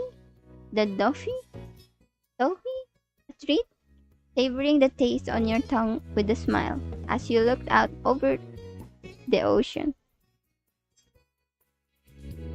After a time, you finished your pretzel. You were done before Cove. It was boring not having anything to do. You pulled on the string of your balloon to bring it down to your level. Then you held the dolphin in your hands, manipulating it to make it look like it was jumping in the air. If you turned to face towards the beach, it almost looked as if it was swimming in the waves like a real dolphin. A laugh came from your side. When you glanced back at Cole, he had left the remaining part of his pretzel on the wrapper and he was gripping his dolphin too. Okay, let's see. Mine's name is Cherry. He's actually an alien. Mine's name is Sam. Okay, let's name ours as the Prince of the Dolphins. He wears a crown made of seaweed and all of his friends are merfolk. Every now and then he'll make friends with a kid and let them ride on his back. You sigh, wishing you could meet a real dolphin like Meriwether. What's yours? Cove considered this question, placing the balloon against the table and resting his free arm across it in contemplation. It's with a loud pop. Oh no! The dolphin exploded into ribbons. Ah! Oh no! For a second, all Cove did was gape in shock like you. Then his cheeks puffed up, squinting his eyes, and you saw tears start to glisten. Patricia. Oh no!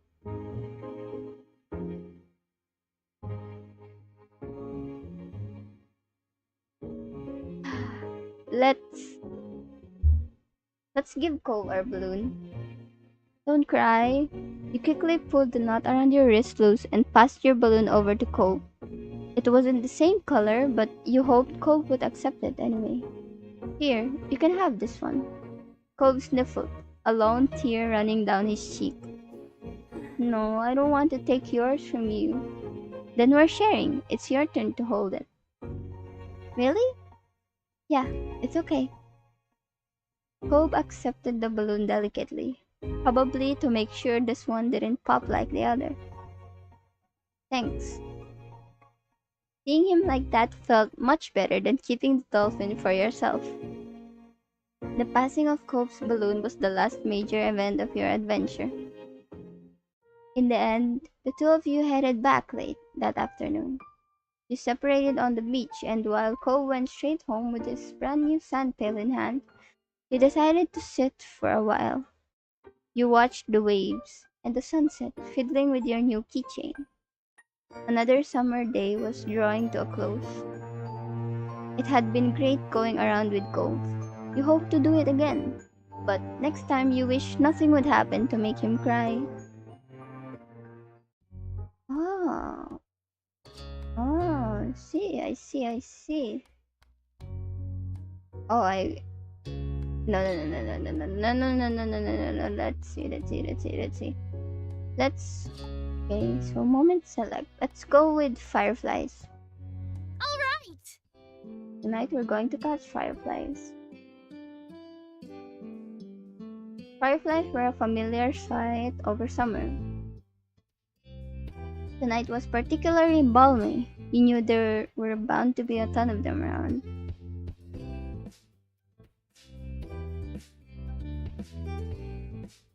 Yeah. You rocked lightly from side to side in your seat, already excited for your after dinner activity. Catching fireflies was a great way to spend a summer evening, and you could already envision the little lightning bugs drifting through the darkened sky. It's a good idea, Lizzie. Can we, Mrs. Hickory? Hilo tapped his fork against the table excitedly, his face lighting up as he looked at Lizzie. It was unusual for Sheila to be still there. Like always, his mom had to bring him over really early in the morning before her job started. But normally, she would have picked him up by now. She called before dinner to let your mom know she'd be late. You didn't hear why. Probably more work things. You thought maybe getting to hang out with Shiloh for longer is what made Lizzie want to keep running around outside. Staying at home and watching TV was never an option for her with guests over. That's why you were pretty sure she'd get your moms to agree. It's already dark out there. Lizzie gave Mom the best puppy dog eyes she could. slowly spooning mac and cheese into her mouth while you waited there for their response. There, there. Let them go. Nights like this don't happen every day. Your parents exchanged a look. Then mom eventually sighed and nodded back. Yep, along with Lizzie's cheers, you threw your arms up in triumph, but waited until you'd finished chewing to say anything because you knew it was rude to talk with your mouth full. Fine.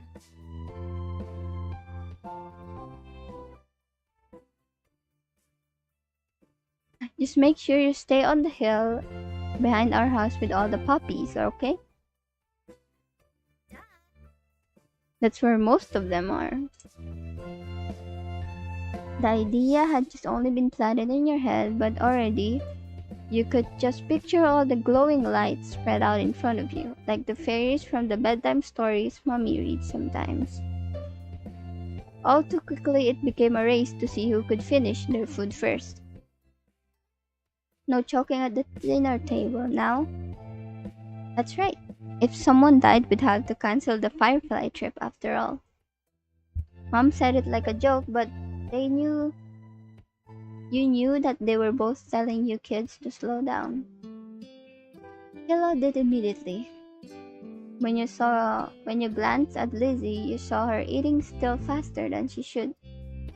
Elizabeth, Jeez. no one's gonna die, sheesh.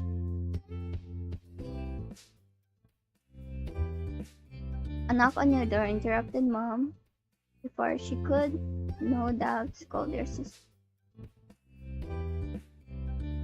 Your big sister jumped out of her seat and ran over to the door. You shifted your seat to try and get a glimpse of the unexpected guest. Hi. Oh, it's Cole. Your mommy had already walked to the door by the time you managed to see past Dion's flappy hat. Oh, Cole, you're here. Hi. There are a million things you thought of that you wanted to tell him about. Lizzie's homer in the baseball game, your first successful cartwheel, but most importantly, you wanted to ask if he'd come firefly catching with you all. You saw him direct a smile at you, and you turned it with an eager wave. Then, for a few seconds, Cove said nothing. He only stood there and looked up at your mommy with a face almost like he was considering turning around and leaving. My dad told me to drop this off, because I guess he borrowed it from you. Cove took a familiar screwdriver from out of his large side pocket. Eyes now dropped to the floor. We left ours back home when we moved. Great, thanks. Bye. Thank you. Okay, come inside for a bit. Lizzie crossed her arms and lifted her chin. Cove shrugged and Mom stood from the table too. I'll give your dad a call to let him know you got here alright. Cove shuffled fully inside, eyes remaining on the ground. Mommy closed the door behind him. Hi. Lilo gave Cove a friendly smile while waving and holding up his hands and opening and closing his fingers. Cove nodded in response. Cove, are you going to catch fireflies with us? Let's ask him that. You could see Lizzie eyeing you for mentioning the excursion to an outsider, but she'd get over it. You crossed your fingers behind your head and looked at Cove expectantly, hoping he would say yes and you'd get to spend some time with him. Yeah. Yes, nice. I've never caught one before. It's too bad he didn't have a chance before now. The fireflies weren't out when he first moved in, and he must not have been anywhere he used to live. We can't go until after dinner. After she pointed this out, Lizzie walked back to the table and took her seat. There wasn't much left on the plate. Since this was very true, you decided to finish up on your own stuff as well. Cove stepped closer and eyed what was going on the menu for your family's meal. Mommy asks, have you eaten yet? Yeah, my dad and I ate earlier. What did you have? Eggs. Just eggs. They clipped. One word answer seemed to discourage Sheila from asking any more questions. His eyes slowly wandered back to the last scraps of food on his plate. Her phone call with Cove's dad must have ended because your mom came back into the room. Okay. Cove, your dad said you can stay for a little while if you'd like, but he's going to come get you before it gets too much later. Sure. Fun. As you polished off the meal you hoped it would be too. The three of you all finishing eating shortly after, and Lizzie led the way outside. Let's go. Sheila trailed so closely after Lizzie was nearly stepping on her heels. Cove hesitated on the door. Coming? After a moment he did. Bye. The two of you were a good 10 or 15 feet behind Lizzie and Sheila by the time you walked outside. You pushed the door shut behind you, watching their figures get farther and farther away. You started to run when you heard Lizzie's voice calling you, but paused when you saw Cove still walking at a relaxed pace. Let's walk with him, actually. You fall behind, tossing him a smile. Don't worry, you're gonna love it. Cove glanced over at you, giving you a slow nod with a strange look on his face. What is it? Nothing. He's blushing! He's blushing! He blushed. He blushed, bro, because we went and, we walked with him. Yo! By the time you two reached the hill, Lizzie had already climbed to the top. Sheila was spinning in circles somewhere around the middle. Bright, wrinkling lights floated like buoys on a wave. One drifted close enough for you to see the firefly at the center of the glow, and you looked at Cove, excited to see his reaction. He looked just as entranced. Sheila took a moment to come over and welcome the both of you to the hill.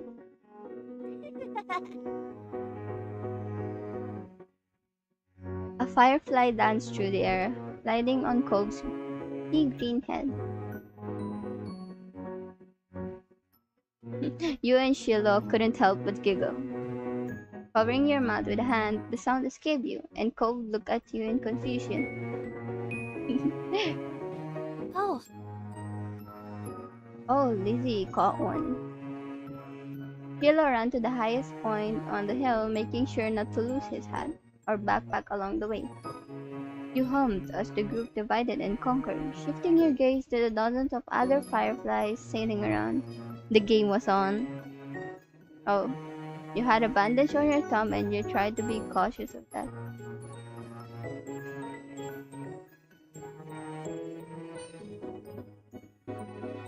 Let's see. Let's have a bandage on our palm, huh? On your thumb. Let's thumb or let's palm. Let's go with palm. Spotting one close nearby, you approach it with assassin-like stealth, crouching down to make yourself seem like less of a threat. Slowly dragging one foot in front of the other, you crept up towards it, arms outstretched. You closed your hands around the little glowing orb, careful not to crush it. The firefly landed on your palm, almost docile, and you stared down at your prize in delight. Its tiny legs tickled your skin, and you giggled at the sensation. Cove kept up with his own target, but when he tried to grab it, his pink cast waved awkwardly through the air, foiling his efforts to clap his hands around the firefly. Cove watched it vanish into thin air with a dissatisfied expression on his face.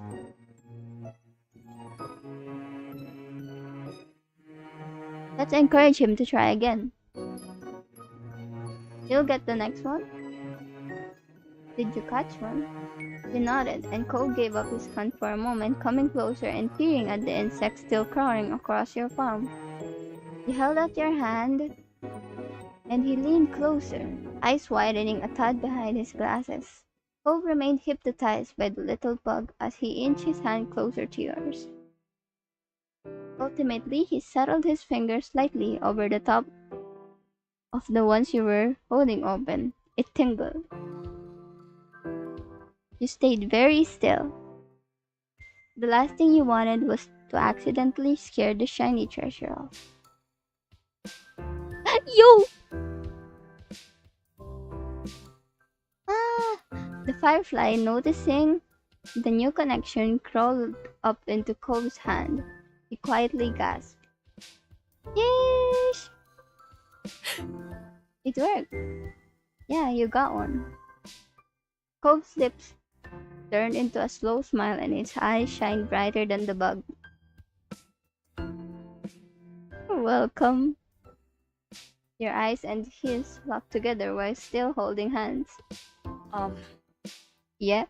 Mm-hmm. He suddenly pulled away. Started by the extreme movement, the tiny light disappeared before you could even blink. Your firefly was gone. sorry. No, it's fine. Yeah, I forgive you. It's okay, I couldn't keep it forever. Right. You're right. Bugs have to stay outside. That was a cute little image though, as holding hands. You're right. Let's get another. Let's yeah, let's decide to collect more. Uh-huh, we can work together. His face broke out into a wide grin.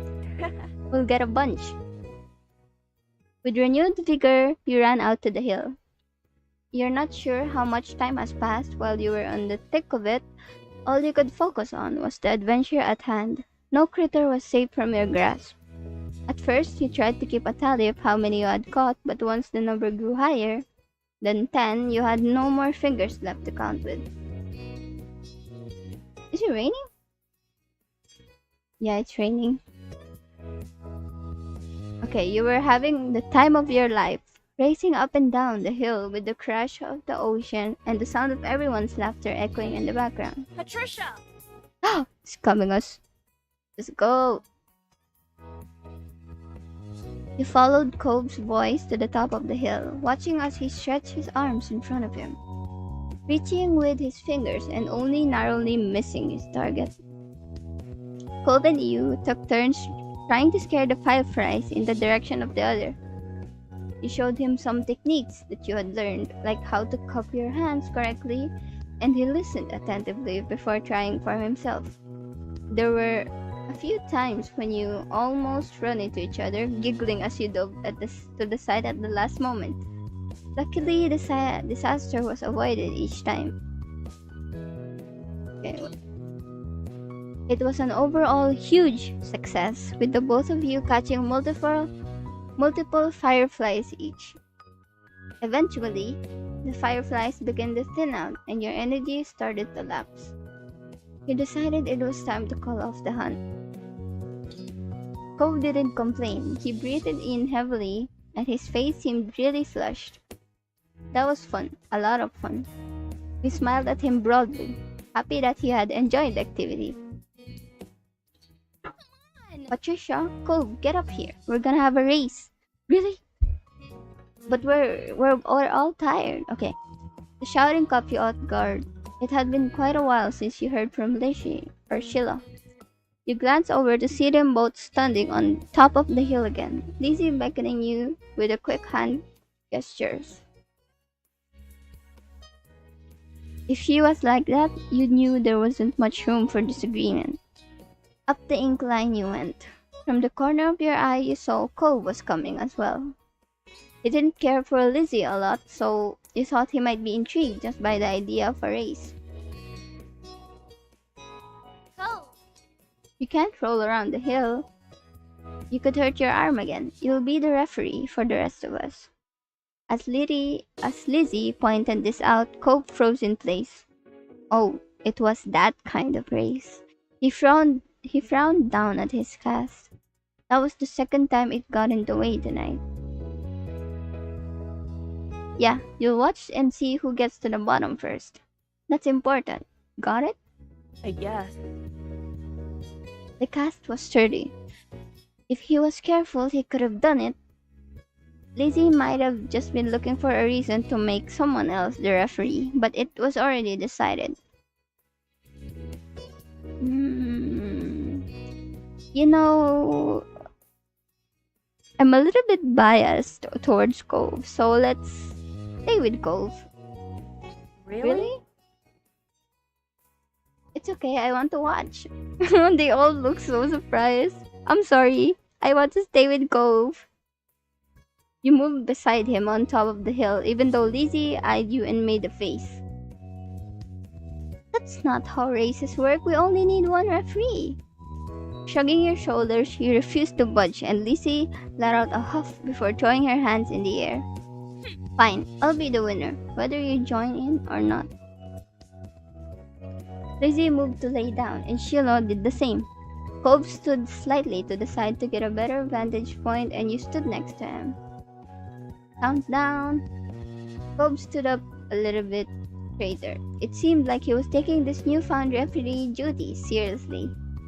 3, 2, 1, go! Lizzie and Shiloh took off, letting gravity do the work and rolling at high speed towards the bottom of the hill. You and Comb leaned forward to watch them go. Eyes peeled off for which of the two of you would reach the bottom first. They were both neck and neck, until about halfway down the hill, Lizzie started to veer off to the side, giving Shiloh a huge advantage. He obviously hadn't noticed a thing, and as soon as Shiloh reached the bottom of the hill, he jumped up excitedly and threw his hands in the air. Shiloh won. Almost immediately, he fell back onto the grass, still dizzy from his roll down the hill.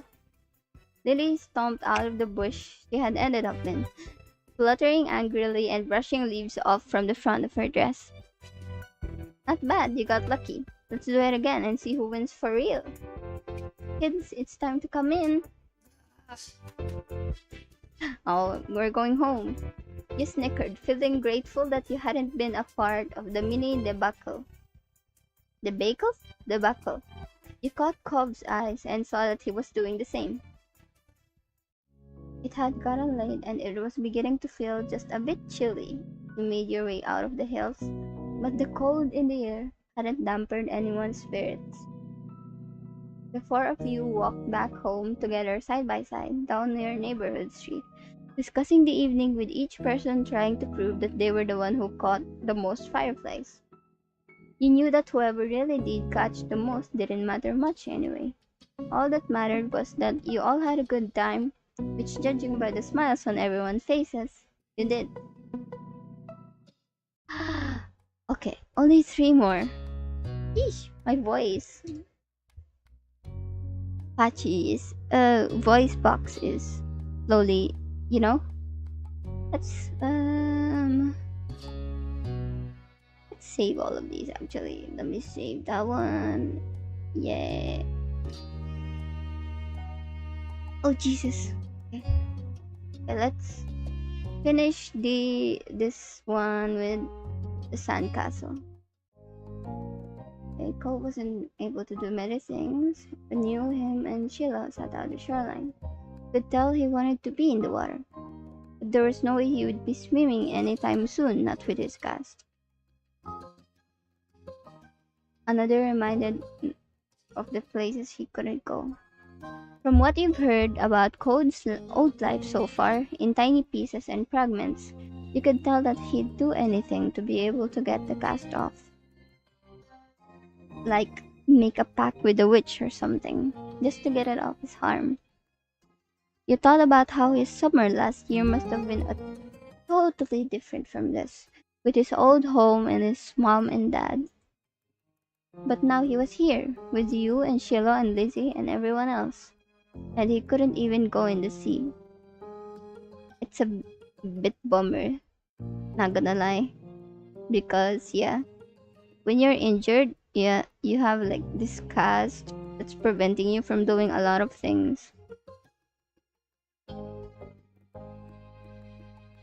So this town wasn't bad. It had all their favorite things in it. You watched him from the corner of your eye quietly, and he finally said aloud what you had been pondering. Yeah, he wished he could go in. The water? Yeah. Oh,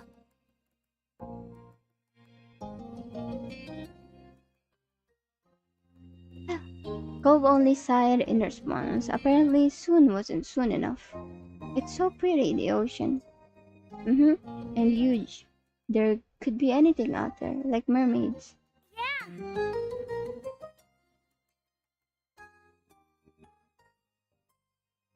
Swimming might be fun if we could, but it's not like we can do anything about it. Mm, obviously not interested in hearing much more of your input. Hey, okay, let's go. Let's go back in there. Let's go back. Okay, let's see. Yeah, I wish you didn't have a cast. Okay, that was the first time I had to change my answer. So yeah. Oh, it's the same thing. I see. But as he looked away, something about Sheila's slow, careful movements caught his eye. Hey, are you building a sandcastle? um, Maybe I could too. I've only made big piles before. It's really nothing special. I'm sure you'll be good at it right away. Well, how do you do it then? Yellow's cheeks lit up. You could tell he was a little bit uncomfortable to have Cobb's expectant stare on him. I'll play too. I love making sand stuff. Yeah, my character mentioned that she loved building sand castles, right? He put his hands back to his seashells and sand and nodded. I don't do a lot. Here's how I like to get a house started.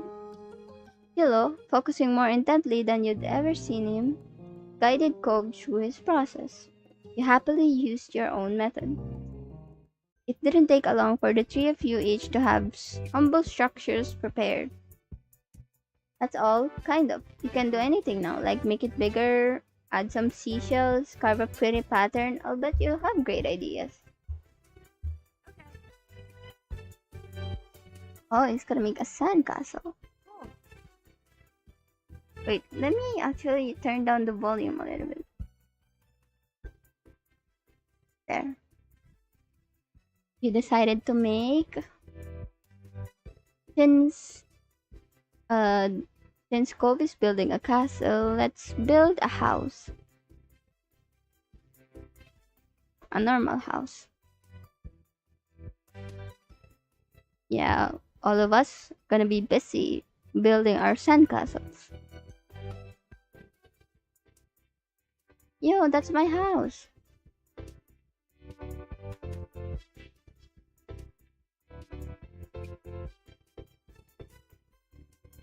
Okay, now we're decorating. Let's see. A green piece of sea glass. Yeah, let's go with green, like Cove's hair color. Yes, it was see-through and sparkly. Yeah, let's not what? No, let's not read all of them. Let's not read all of them now.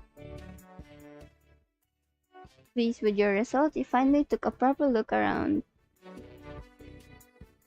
Oh, they're still building? Let's check out Cove's sandcastle. Oh, it's tidy. You must have worked really hard.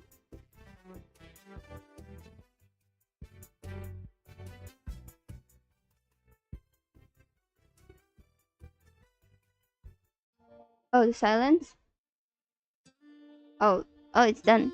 You peeked closer and discovered something shiny sticking out of Sheila's sand chimney. A gum wrapper, huh? neat.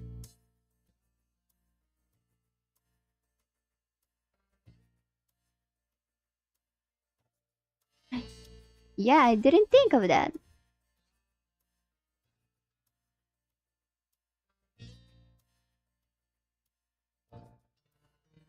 Okay, so Cove is viewing my sandcastle now. Gonna survey my work. You'd built a comfortable little house with a tree in the front yard. The tree had been hard to keep standing up by itself, but it turned out pretty well. Sheila quickly decided to jump in the new conversation. Hey Patricia, what did you do? This is my house. I built the house too. That's so neat. No one else has a castle. Yep, it's just you. Cole phrased that as though it was a point of pride. Sheila's sing-songy tone gave the impression of something else. You weren't quite sure. Cope's confused face meant he must also felt it was strange. There was nothing wrong with doing something different, you thought. Maybe Sheila didn't feel the same way. If something is the only one of that thing, that makes it special. Yeah, for sandcastles and stuff. People too. My dad always says how everybody is their own man, a real individual. Yeah, everyone is unique in their own way. Mm, I don't think I'm very special. No, you're special, Sheila. Why? Nobody else is Sheila. A beat passed between the two. Cope looked down at his own work again. Okay. He didn't seem to be bothered leaving the disagreement hanging there. Cope had other things on his mind. My dad tried to get me to make sandcastles the first time we came onto this beach. Hmm. Oh, he didn't want to. Sheila shifted and opened his mouth to say something, but Cope spoke up before he could. You didn't think he noticed that Sheila was going to talk. Hey, do you know what happened when your moms met my dad, Patricia? You waited to say if Sheila would say, but he wanted to. When he didn't, you considered Cope's question. I wasn't there, they didn't tell me. I just remember what happened when I met your dad. Mr. Houghton had been a weird stranger back then. Well, he was still kind of strange. No other parent acted like him, but you knew him better at this point. Now that you thought about it, it made a lot of sense that Cope's dad talked to him about people being unique. You were pulled from your thoughts when Cope continued. Oh, Oh, you were there? I didn't think my mom has met your dad. I'm pretty sure she hasn't. My Patricia's parents and my dad met the same day I met her. I was gonna say what happened. Yellow frowned to himself, ducking his head. His hat cast a shadow over his face. You could still tell he was upset at not being included in Cole's choice of topic. The way that was kind of boring for him, though giving people their own turn to say the things they want is important too.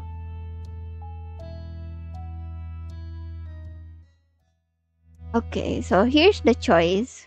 Should we let Cove talk because we favor him, or should we say that Sheila wants to talk as well? Let's see. Hello, welcome to the stream. Oh, it's alright. I'm I'm almost done, I think, with the first step. So this is our life. It's a dating game, as you can see. It has choices, but not to worry. This no, the tutorial said that there isn't any bad endings here. Okay, so going back to this topic, Cove was finishing his story, but then Shiloh wants to talk as well, and he feels a little bit left out. So I'm debating on thinking if we should let Cove, our love interest, continue speaking, or if we could, make no, if we could side with Shiloh this time. Cove is our only love interest, the one with the green hair. Hmm. Let's see.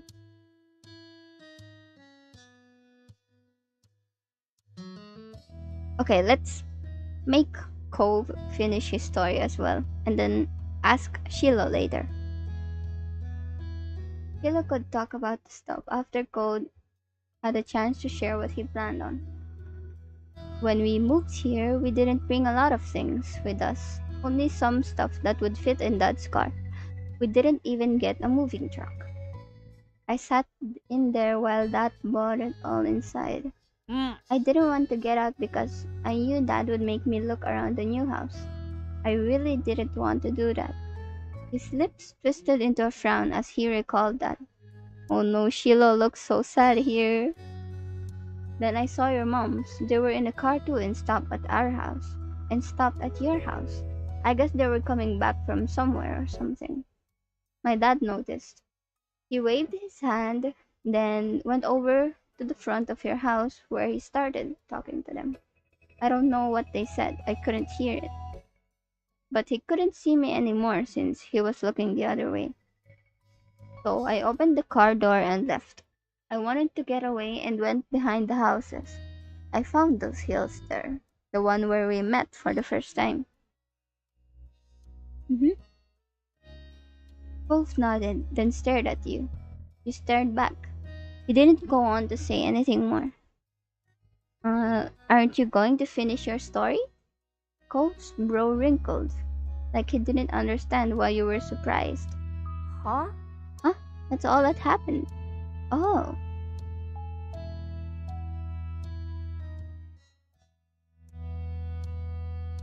Well, thanks for telling me.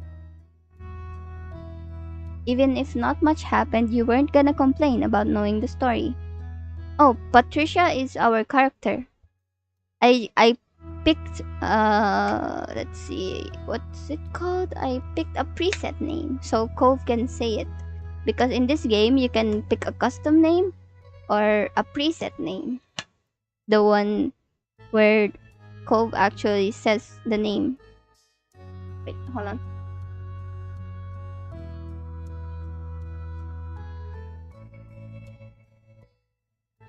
I had to drink a little bit. Okay.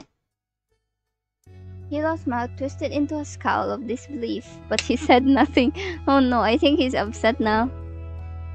Why'd you bring that up anyway? There was a slight shrug on Cove's shoulders. Well, I was thinking about it because of the sandcastle. It made me remember when I moved to here. Dad showed me the beach first before we went back to the car to unpack. He was really excited about it for some reason. Cove's brows furrowed a little more as he quietly raked his hands through the sand. Yes, I get it. You thought maybe Mr. Holden wasn't that excited about the beach and he was instead hoping Cove might be. But the line of conversation had come to its end.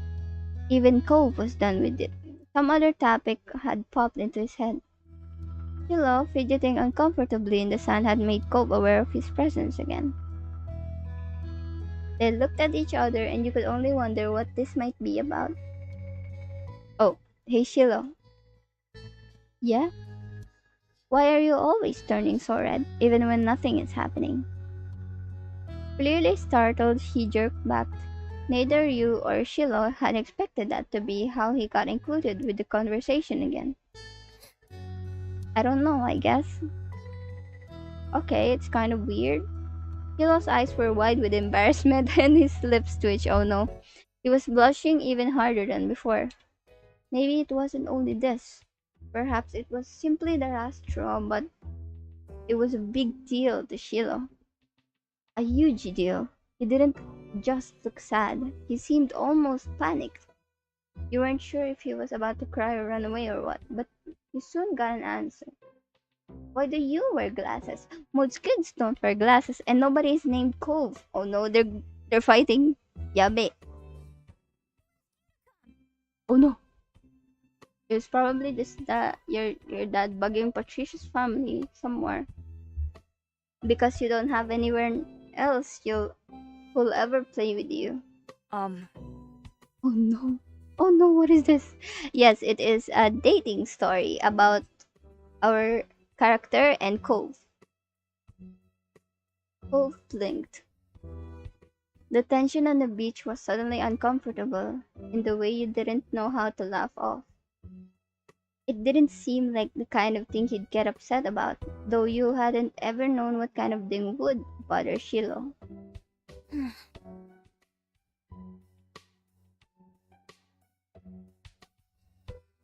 Uh, okay, let's build another sandcastle. Let's encourage them to build another sandcastle. Sandcastle. The day's gonna be over soon. You all went back to making more sandcastle buildings, but the whole mood had changed. Hilo's cheeriness was clearly gone, and Cove looked as confused as ever about why the boy had blown up. The air stayed uncomfortable for the rest of the afternoon, right up to the moment that Sheila's mom appeared at the beach to take him home. At least you tried to do something to resolve it, though, and it seemed like it helped. Ah, yes. Even though Sheila's smile when he said goodbye to Cove wavered, it stayed as bright as ever for you. That had to count for something. But with Sheila gone and the sun going down, you knew it was time for you and Cove to head down to your own houses. The two of you trailed out of the park together toward the neighborhood. The walk home was quiet. You passed by familiar landmarks, shoes stomping against the sidewalk in near perfect unison. Cove was clearly caught up in thinking about something. He must be thinking about why Sheila blew up. Yeah, let's ask him what he's thinking about. Something was definitely up, so you chose to reach out to him and ask, "Hey Cove, is everything okay? You're making a funny face." Oh. I was just wondering. Cove fell silent again for a few more seconds, then sighed. Hmm. Why did Sheila act like that when I said he was all red a lot? Um, okay, definitely not an answer. You were being rude to him. Probably was the best answer.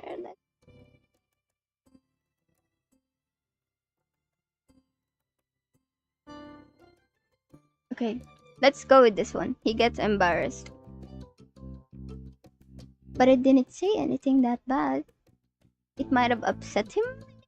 Yeah, I'm guessing because Sheila's character avatar has a lot of freckles.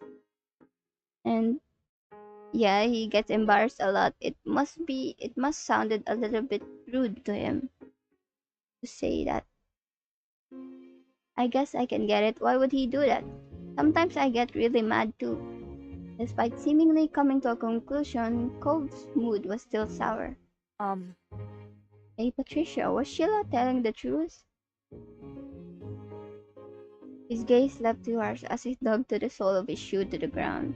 He looked oddly vulnerable for a second. Does my dad make you hang out with me? I know he talks to your moms about that a lot. An uncomfortable weight settled in your chest at the question. You liked spending time with Gob. Yeah, we have a crush on him. You didn't even have to think hard about it. You knew you did. But you couldn't help feeling guilty.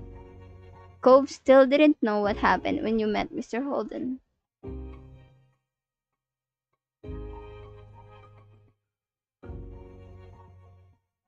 Okay.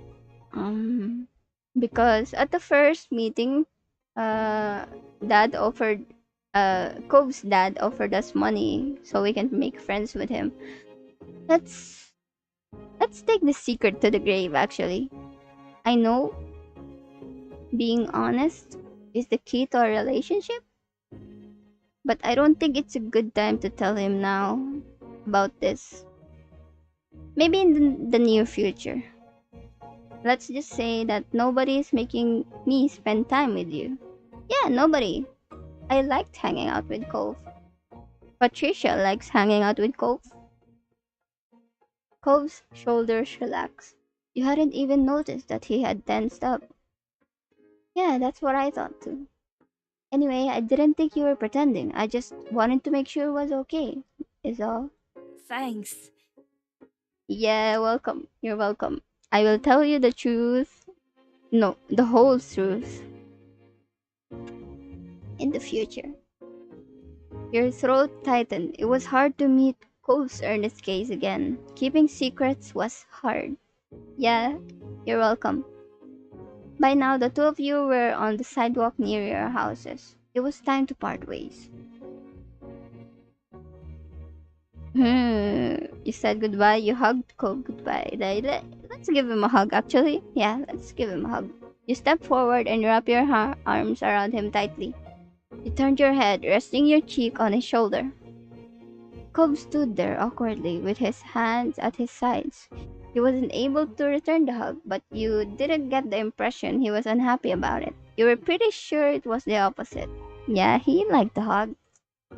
Bye, Cole. See you tomorrow. You pulled away and then jogged towards your house. When you looked back, you saw Cole making his way back home too. As if he felt your eyes on him, he turned around. He waved. You did too. You felt a little unsure with what you were supposed to do about the deal Cove's dad had offered. You didn't want to say something bad or something you shouldn't.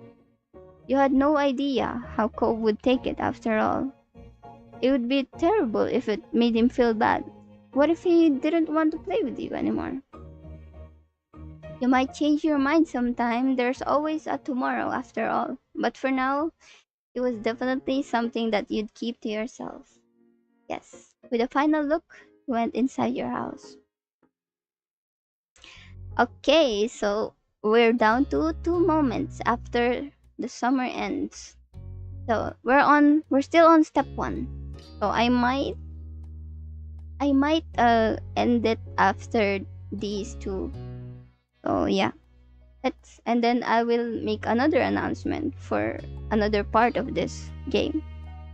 But tomorrow, I'm definitely promising that tomorrow I'm gonna stream Genshin. I'm definitely gonna stream Genshin because there's a new update, the 3.0. And I will also pull, though I only have like 20 pulls or something. I'm not guaranteed, but yeah, let's continue this and finish it. Okay. Yeah, let's go with Long Day. Okay. It was another scorching summer day. The kind where no sooner had you finished one cup of water, you were already filling it up again. Oh, it must have been probably hot, very hot. Everyone else had something going on. So that afternoon, it was just you and Sheila. This didn't happen much, especially since Cove had arrived. Without Lizzie around, Sheila looked to you for all the answers. It made you feel, well, since Sheila likes Lizzie or looks up to Lizzie, we're gonna be a little bit frustrated because stop bothering me and asking where Lizzie is, please, Sheila. She's gonna go home soon. A little bit frustrated. He was always wanting to hear what you thought instead of giving his own opinion and expecting you to come up with the plans. It was hard work, especially for such a hot day. Yeah, I'd feel a little bit hot-headed as well, since it's gonna be hot and, someone keeps bothering you a little bit. You drained yet another drink and frowned at the empty vessel. Your thirst was gone, but you still craved something icy cold and refreshing. Something sweet. Something like an ice cream. Yes, an ice cream. An ice cream! Yeah, an ice cream cone. Nothing beat classic creamy scoop of ice cream on a day like this. Oh, nice. There was nothing like that to be found at home. You knew that without needing to look. Your moms didn't keep sweets in the house. Outside, there were plenty of places where such goodies could be obtained, but they were shops that and demanded payment in exchange for their products. You sighed. That sigh. As much as you really wanted that treat, it wasn't going to happen. What's wrong? Yellow asked. I want an ice cream cone. Yeah, even now I do want it. here while streaming. Kilo, who had been draped over the sofa, perked up. Oh no, we are not dating yet in game. We're still on child. You know, the step one. As Cove has just recently moved in. I think uh, the dating will probably come in like step 2 or step 3. Yeah. That sounds good. We don't have any here and I don't have any money. Oh, let me check if I have any. Kilo rummaged in his backpack and proudly produced an assortment of coins, plus one stray button. He set the button aside and counted the coins in neat piles. Just over $1. You announced this to Shiloh. He had almost certainly come to the same conclusion, but he'd been watching you expectantly. Well, it's enough. It's a start. Shiloh beamed at you. We'll need to find some more. The two of you lifted couch cushions, stuffed tiny hands deep down crevices in the sofa, under the furniture, and scarred the back of drawers. Okay, I used to do this. I used to uh, reach inside sofas to see if there's any like loose coins, change, or anything of the sort. I can relate to this. Most of what you found was useless or gross, bent paper clips, fluffy wisps or dust or sandy crumbs, but every so often you would strike silver or bronze and add it to the growing pile of coins. We're coin hunting right now to buy ice cream. Your mind wandered to the $20 bill tucked away in your room. It was enough for you and Shiloh to get whatever you wanted and more, but you didn't take it out. That was too special to hand over so freely. Besides, Shiloh would be curious about where it came from and might even mention your wealth to Lizzie. The exchange had been a secret. Dusty and disheveled from checking every room and squinting to every tiny nook, the two of you finished pulling your finds. Shiloh held his breath as you counted the coins once again. $2.53 and two buttons. You didn't know when the second button had decided to join the party, but you were too pleased with your successful haul to throw it out. Um, Is that enough? You figured he knew the answer without looking to you for confirmation, but the thrill of your success and the reward that would follow canceled out all any other feelings you might have had about that. Yeah, it's enough. I guess $2 is enough to buy an ice cream cone? You could now afford something at the shops. Just one thing, but that was infinitely better than none. Hilo clapped his hands. Oh yes, I did need my avatar, but I don't think it shows here. It shows at the very end of each step, I think.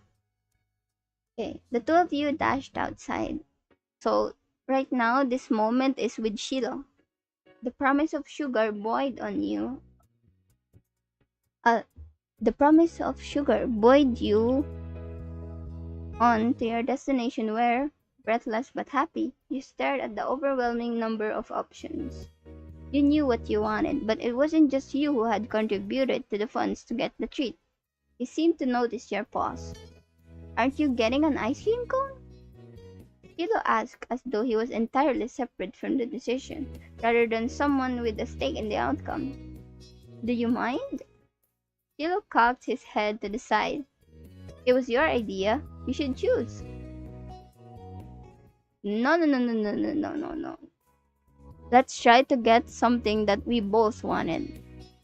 Because Shiloh also contributed into finding the coins. It wasn't fair for you to be the only one to decide when he'd been a main factor in making this happen. Some of the money came directly from his backpack. What do you like? All of them, they're so good. You pressed further. But what do you really like? Popsicles or ice creams? Which is your favorite? Oh, it's so hard to pick. I don't know. Frustrated, you cut to the heart of the matter. You want me to choose? Yeah, and that was that. You got the dessert you wanted originally and hoped Sheila would actually like it too. Oh, ice cream cones. So we went on for ice cream cones. Finally, the reward for all your hard work was in your hands. You lapped at the soft ice cream. The sweetness perked you up. You held it out to Sheila so he could take a turn. He shook his head. You can finish it. Wait, no! I wanted to share it. He didn't want any? After everything he did to help get it? That was weird. You tried to include. Let's try to insist.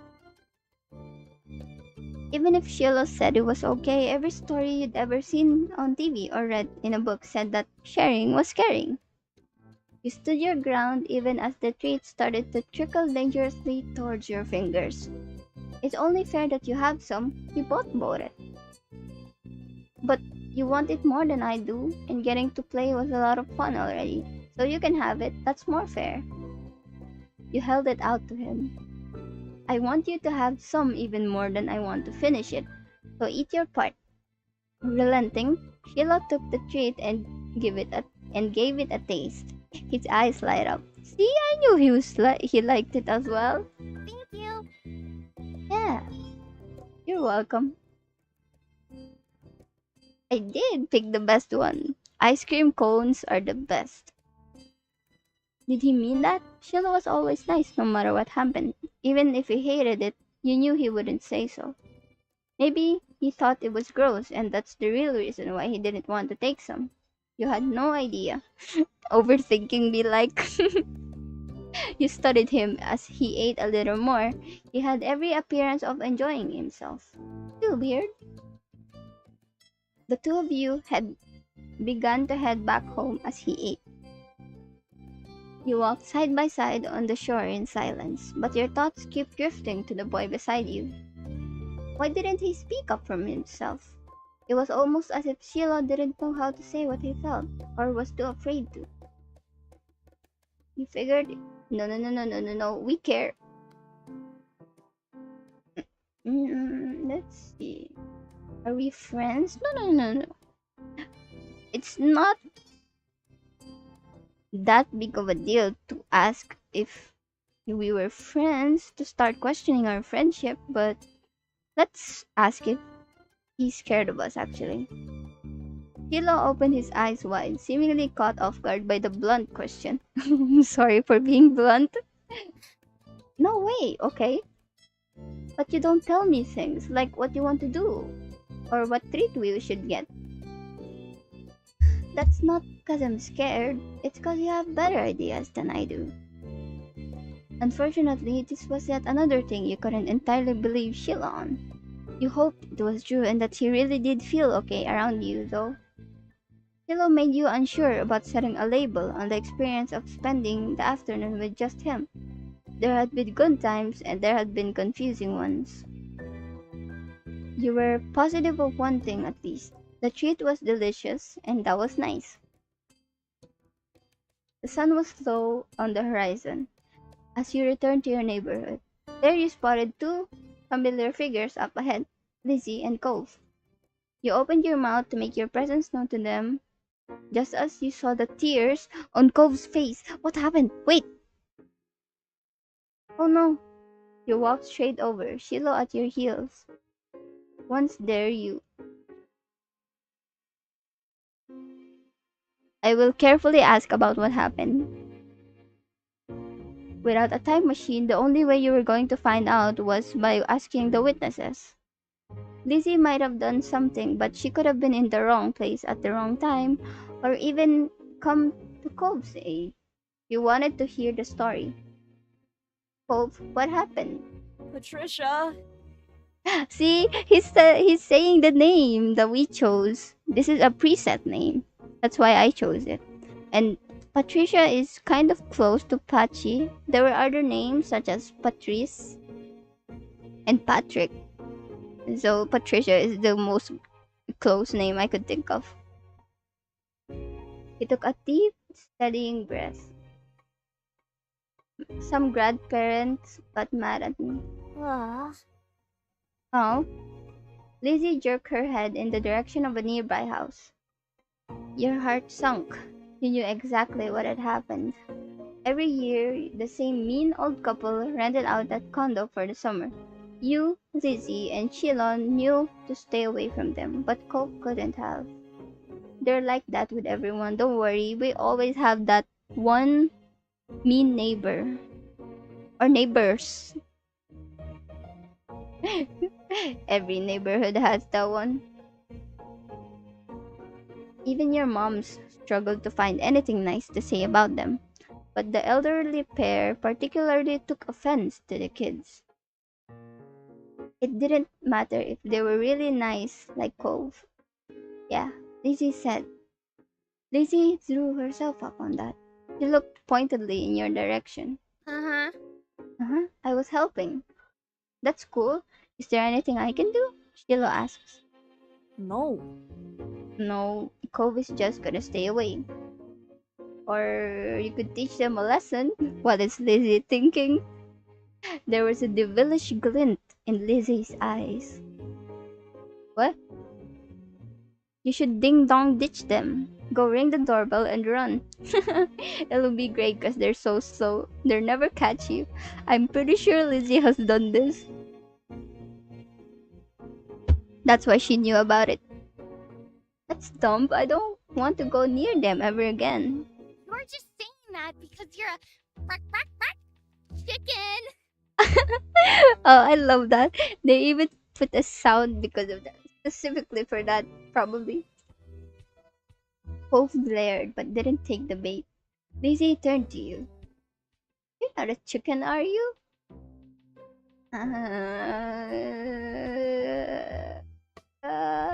Should we tease her with agreeing or or yeah, cluck cluck. She can't tease you about being a chicken if you are, in fact, a chicken. Hunch over, you folded your arms to form wings and bat them up and down. Pok, pok, pok, pok, yeah, I'm a chicken. Pok, pok, pok, pok. For once, your sister seemed at a loss, but it didn't take long for her to regain her usual confidence. So you admit it. You continue to flap your arm wings as you circle your sister, clucking all the while. There's no shame in a chicken being a chicken. Yeah, Yeah.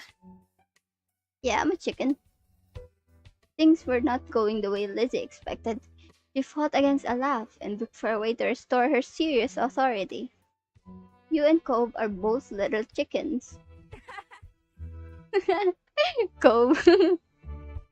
Cove folded his arms, though the one with the cast wasn't as slightly tucked down, and joined you in cheeping around.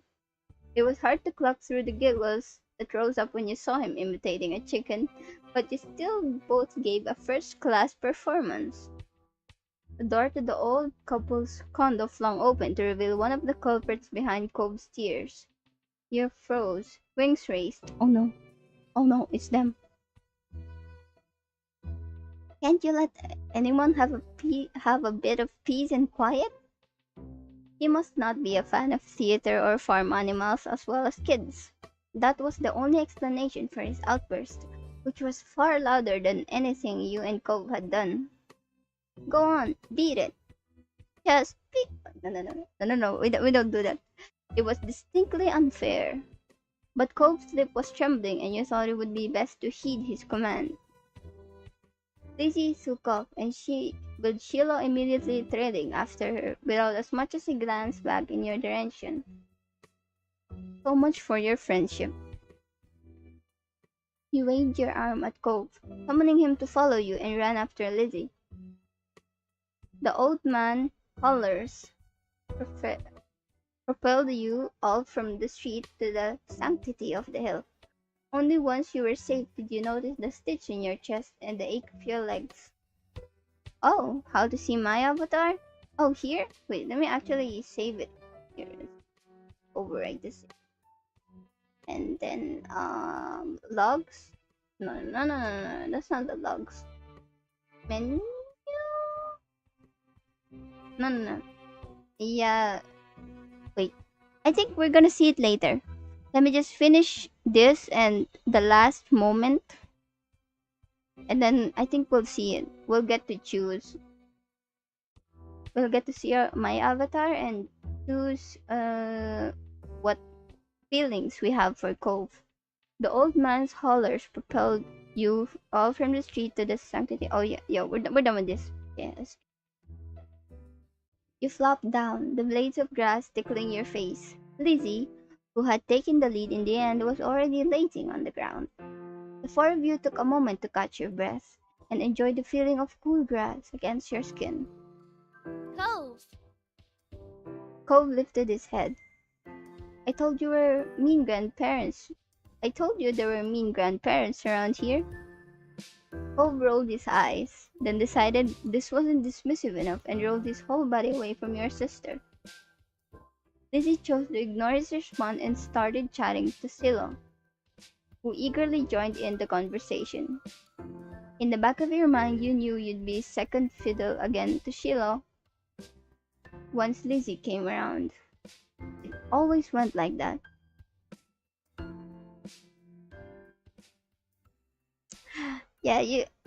Yeah, I feel a little bit sad because Shiloh has like a little no, Shiloh has more bias towards Lizzie than us, you know? Because I think he likes Lizzie. You had been hoping the two of you might have come closer, but you had to let it go.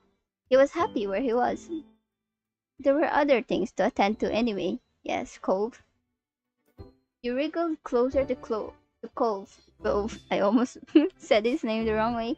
He had calmed down, for the most part, and was inspecting a flower. His fingers pinched the stem and tilted the white petals towards him. That's a poppy. Remembers Poppy? Like the girl.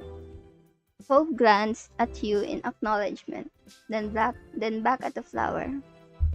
And the type of poppies on this hill have the name white linen poppy. Mom told me. He quirked a smile. That's funny. He ran a fingers around the edge of the petals. It doesn't feel like cloth. You'd you'd need a lot of them to make anything. He nodded and released a delicate plant evaluation complete. This is my favorite kind of flower, but I didn't know what it was called. Thanks.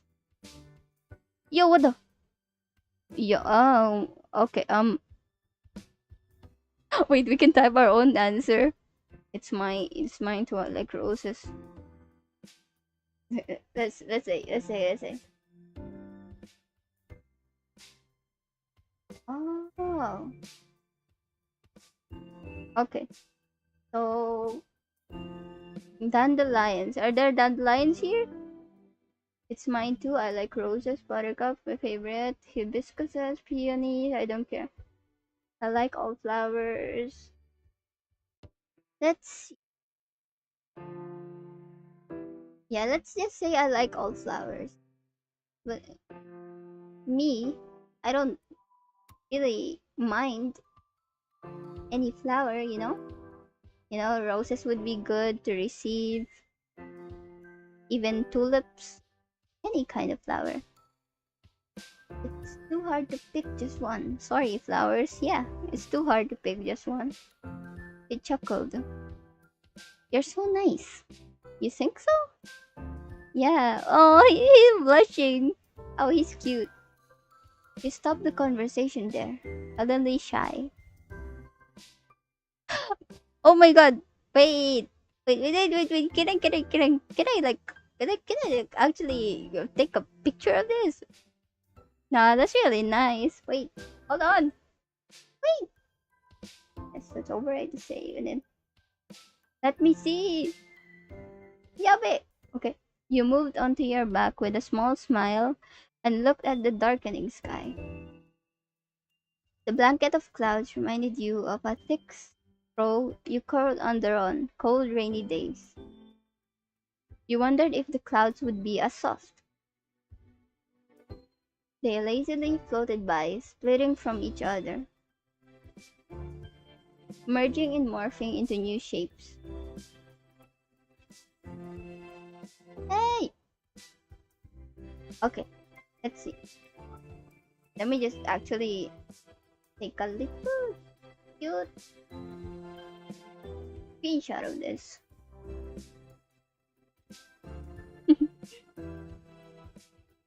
Okay, if I was the one seeing clouds, I'd probably think of a shape of an animal,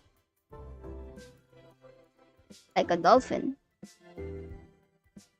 You saw a dolphin leaping through the sky. You nudged Cove and pointed to it. Look, a dolphin. Oh, he's blinking. Did you see that? He's blinking. Cove joined you in gazing skywards. Yeah, I see it. Really? Really? You see it? Like really? Mm. No, but I like dolphins. Oh, hey. He chuckled at your reaction. Could have made a split screenshot on that one. All the sun's light faded from the sky, and the moon rose higher. Lizzie got to her feet, dusting strands of grass from her bare legs, and surveyed her surroundings. The ocean, visible from the crest of the hill, beckoned with every sweep of the tide. Let's go to the beach. There was no argument from the other two. Sheila was still Sheila, and Cove would never say no to going to the shore. He was a child of the sea. You? Yeah, I wanted to go to the sea as well. I've always imagined myself taking a walk late night at the beach. So you eagerly joined the others in descending the hill down to the water. Hey look, it's a sandcastle. You stepped onto the sand for the second time that day, but it felt different at night. The beach was nearly quiet at this hour. Abandoned sandcastles and footsteps in the sand, too big to belong to any of you, were the only indication of how busy it had been only hours earlier. The four of you kicked shoes off and removed socks and walked along the water's edge. The waves tickled your feet. I wonder what would happen if you tried to take a bath in the ocean with shampoo and everything. That would be bad for the fish. Yeah, probably. Jeez. I didn't say anyone would do it. Jeez, you don't have to be so serious about everything, Cole. You were the one who asked what would happen. That is what would happen. It would hurt the fishes. Uh, I like bubble baths at home. They're a lot of fun. Me too. Bubble baths are luxurious, Lizzie says. You'd never heard Lizzie use that word before. Mommy loves to have bubbles in her bath. She'll turn the lights off and have candles. I'm gonna do that next time. Wait, I think I know what Lizzie is talking about. Yeah, a bubble bath, a relaxing bubble bath with candles. I think there's a word for it, but I forgot. Hey, when's your mom coming to pick you up anyway? Lizzie asks. Not for a while, she's busy. Sheila answers. What about your dad? How come you never talk about him? Nobody does. Cove asks. Don't you know you're not supposed to ask something like that? Why would somebody want to talk about something they never talk about? Lizzie said. You kept your eyes on the ground, watching your toes get swallowed by the waves. Even if Sheila never seemed upset when this topic came up, it made you feel awkward just for having both of your moms. It's okay. I'm like Lizzie and Patricia. I don't have a dad. But I don't have two moms. I just have one. She's really great. Oh, sorry. I only have one now, too. My mom isn't there. My mom isn't here. She's back home. It's just my dad with me. sorry. Oh, I never had a dad or anything. So don't feel bad. It's really sad that your mom is gone, Sheila says. Cove nodded. No. Even if they're all different, our parents are good in their own ways. Yeah. Cove couldn't muster a response. You don't think he truly disagreed, though? The silence broke with a splash as Lizzie kicked in your direction. Cold water and sodden sand spluttered against your legs. Lizzie giggled, foot still outstretched from the kick. Cove joined in, striking incoming waves to make a splash of his own. Kilo scurried out of Cove's spray zone with a grin. Let's retaliate. It's on. It's on, bro. You're gonna splash my legs with that? I'm gonna splash your dress too. You used your foot to smack the water pulling around you, sending an arc of sea foam flying back to your sister.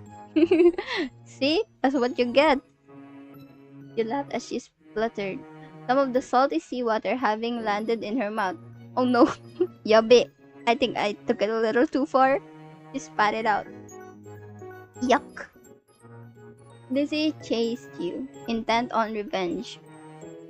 You dashed up and down the coast, taking it in turns to be the predator and the prey, as well as joining forces to take down Shiloh or Cove. Alliances were silently forged and wordlessly broken. Everything was fair game in war. Oh no, what happened to Shiloh? Shiloh's brief exclamation was drowned out by the biggest splash yet, causing by him falling face first onto the ground. That would have been bad enough without the wave that followed, cascading over his prone body. Yabe. Shiloh sat up, shaking his head like a dog coming in from the rain. As you all hurried over to check on him, his hair was plastered to his head and his soaked clothes clung. If there was any part of him that was still dry, you couldn't see it. That was crazy. Are you okay? Cove exclaimed. Yeah, my foot got stuck and I fell over, Shiloh answered. You dumbo. Way to go, Shiloh, Lizzie says. You offered him some help up. Shiloh didn't take your outstretched hand. After a moment, you dropped it. Hey! Lizzie was too busy snickering to notice her and held her hand out to Shiloh too. He reached over and took it. Slowly, he started to pull himself from the ground. Then he slipped onto the slick sand, dragging him and Lizzie down in just in time for another wave to hit. The water rolled over them. Wait, he didn't take my hand but took Lizzie's hand? Okay, that's bias, bro.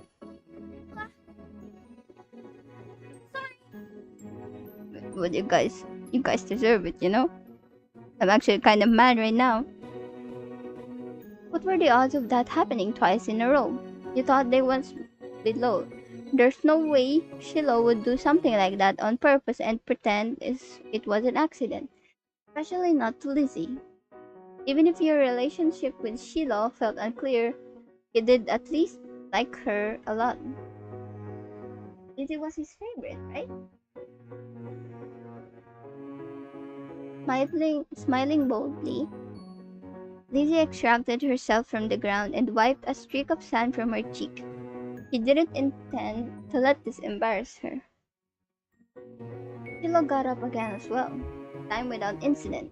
He still looked like a drowned puppy, but that didn't stop Cove laughing at the two of them. With that, it was time to call it a day. The four of you made the journey back home, leaving a trail of wet footsteps and sand in your wake. Damp clothes may have weighed down some of your group, but your spirits were high. Your arms swung side to side as a cool breeze flowed past. Your moms were outside, chatting to Cove's dad. We're back. Your moms' faces fell as they took in the state you were all in, ranging from messy to soaked. Now, Elizabeth, is that all you have to say for yourself? You brought half the beach back with you. They certainly did. What's Marigold going to do when she comes to get Shiloh? Is that how you want him for the long drive home? Cold and filthy? Okay, so this is mommy. Lizzie's expression turned sulky over the scolding. Being the oldest could be fun, but it also meant she was the first to get in trouble when something went wrong. Yeah, I kind of get that. Mr. Holden, on the other hand, chuckled as he ruffled Cove's matted hair. You, oh, it's Daddy. You've been out making memories, Buckle. I'm glad you had a good time with your friends. Cove used his slightly moist cast arm to push his dad off. Mr. Holden's eyes widened when he noticed that even that had gotten wet. Now he was worried too. I think they could have found a less risky way to spend time and had just as much, just as much fun. That might be right. Kids, what can you do? Come on, Cove. Let's get you cleaned up and dried off. We wouldn't want that cast to have to be reset. Cove winced at the thought. How did he get hurt, actually? Okay. Mr. Holden casually bent down and plucked Cove off the ground, ultimately holding Cove against his chest. Sand was already transferring from Cove onto him, but that didn't seem to bother Mr. Holden. Cove protested being carried, but only got a reassuring pat on the back for his trouble. What a caring dad. Take care. Good night, Cove. Thank you for the talk, Cliff. Night, Hikari family, and Sheila too. Resigned to his fate, Cove twisted his body and his dad's arms in order to turn around and wave goodbye. Smiling, he waved back. Good night. Fine. Well, we'd better do what we can to fix you guys up too. Come on, everybody's inside. I want you to march straight to the downstairs bathroom. Ugh. Don't worry about stopping to wipe your feet on the mat this time. That won't do much good tonight. Sitting on an old beach towel your mommy had found, you waited in the hall. Until you were less sandy, you weren't allowed to go to your room or walk around the house. But you did get to eat sandwich for dinner there. It felt like an indoor picnic. It had been decided that Shiloh would wash first and borrow some of your clothes. He was already finished and packed away in his mom's car. Mrs. Fields had come to collect him a little while ago. It was a bit of a funny experience seeing him without that hat on for once. Lizzie, being much more soaked than you, got to go in the tub next. It wasn't a bubble bath as she had hoped. This was a no fun allowed cleanup session. At least that's what she had claimed. My voice is running out. Okay, not much longer, and it would be your turn. When the bath was done, you'd have to go right to bed. After a day like this, though, you were glad there weren't going to be any further events. Drifting off to sleep sounded like a great idea. We're done! Okay! The last one. Okay, let's save this. Save this. Yes. Then click the last one before we, Yeah, after this, I will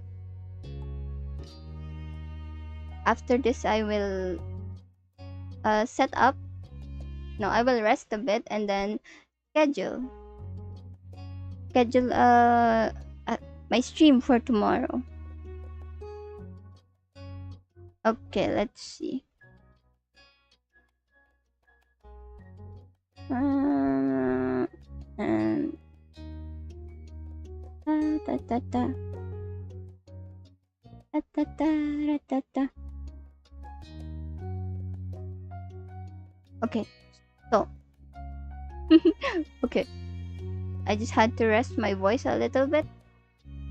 No, it's okay. Let's finish this one since it's the last one, and then I'm heading to rest and scheduling my stream for tomorrow. We're gonna be pulling. I hope I get Tainari early though. Man, it'll be such a treat since I'm also guaranteed. Yeah, let's finish this up. Grown up. So this last moment is called grown up. Unfortunately, these on the bottom are locked because you have to buy it. Oh, it's fine, it's fine. Let's finish this one since it's the last one. Let's go. Okay.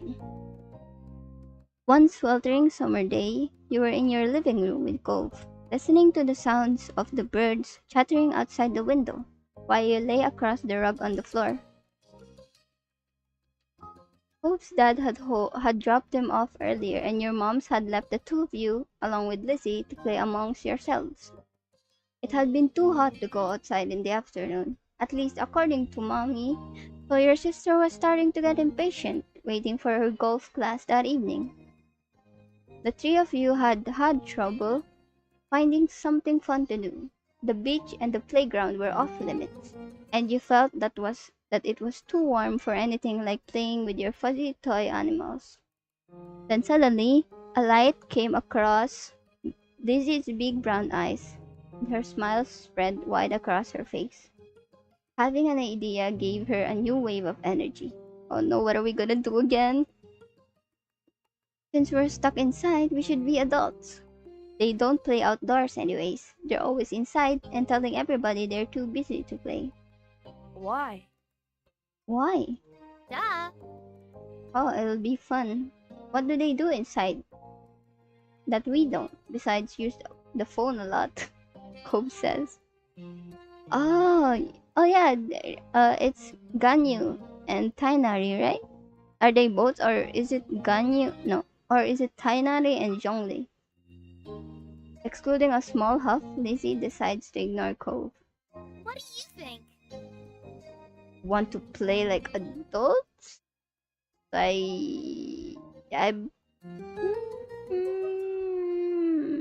well, we're gonna be biased, okay? Cove said it. That doesn't sound fun. Come on, neither of you had one single idea all day, Lizzie says. You could tell that Lizzie wasn't about to give in anytime soon. Fine. With her victory against Cove under her belt, Lizzie turned to you, triumphant. Okay. I'll stay. I hope this is as fun as you're promising it'll be.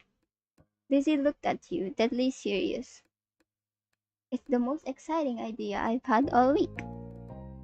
Satisfied that neither of you were about to bail on her, Lizzie thought over her options while you watched. After a few seconds, she clapped her hands together and beamed, apparently having settled on something without asking either of you. Okay. Professional golfer. Okay, we can be a beach volleyball player, a gymnast, or a tennis player. Why can't we pick anything we want? Because I had a fun idea, that's why. And we have to play sports as adults? Yep. But there's other kinds of sports too. Oh, welcome back. Right? It isn't the same. What do you think? Don't those choices sound super cool? You wanna be that, huh?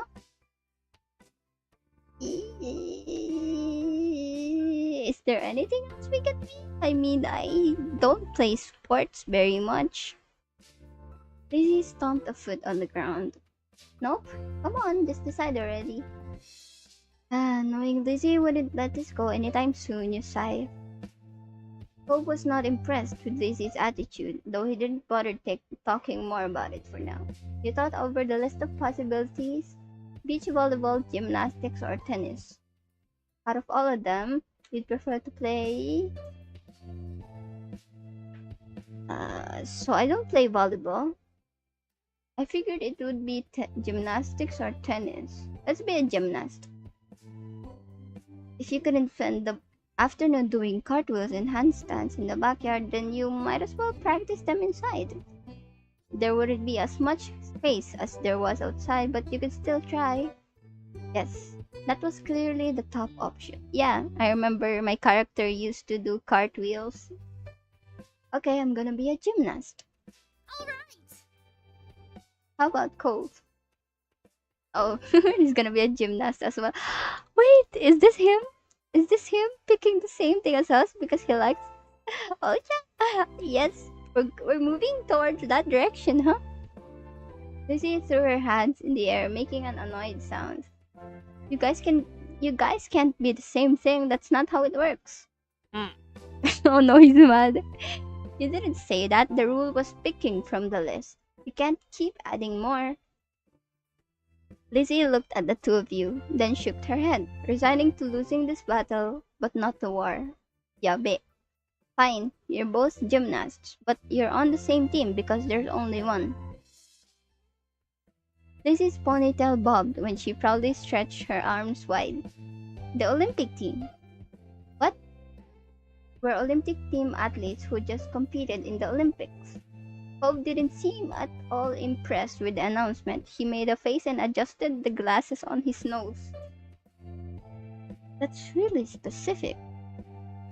Rude.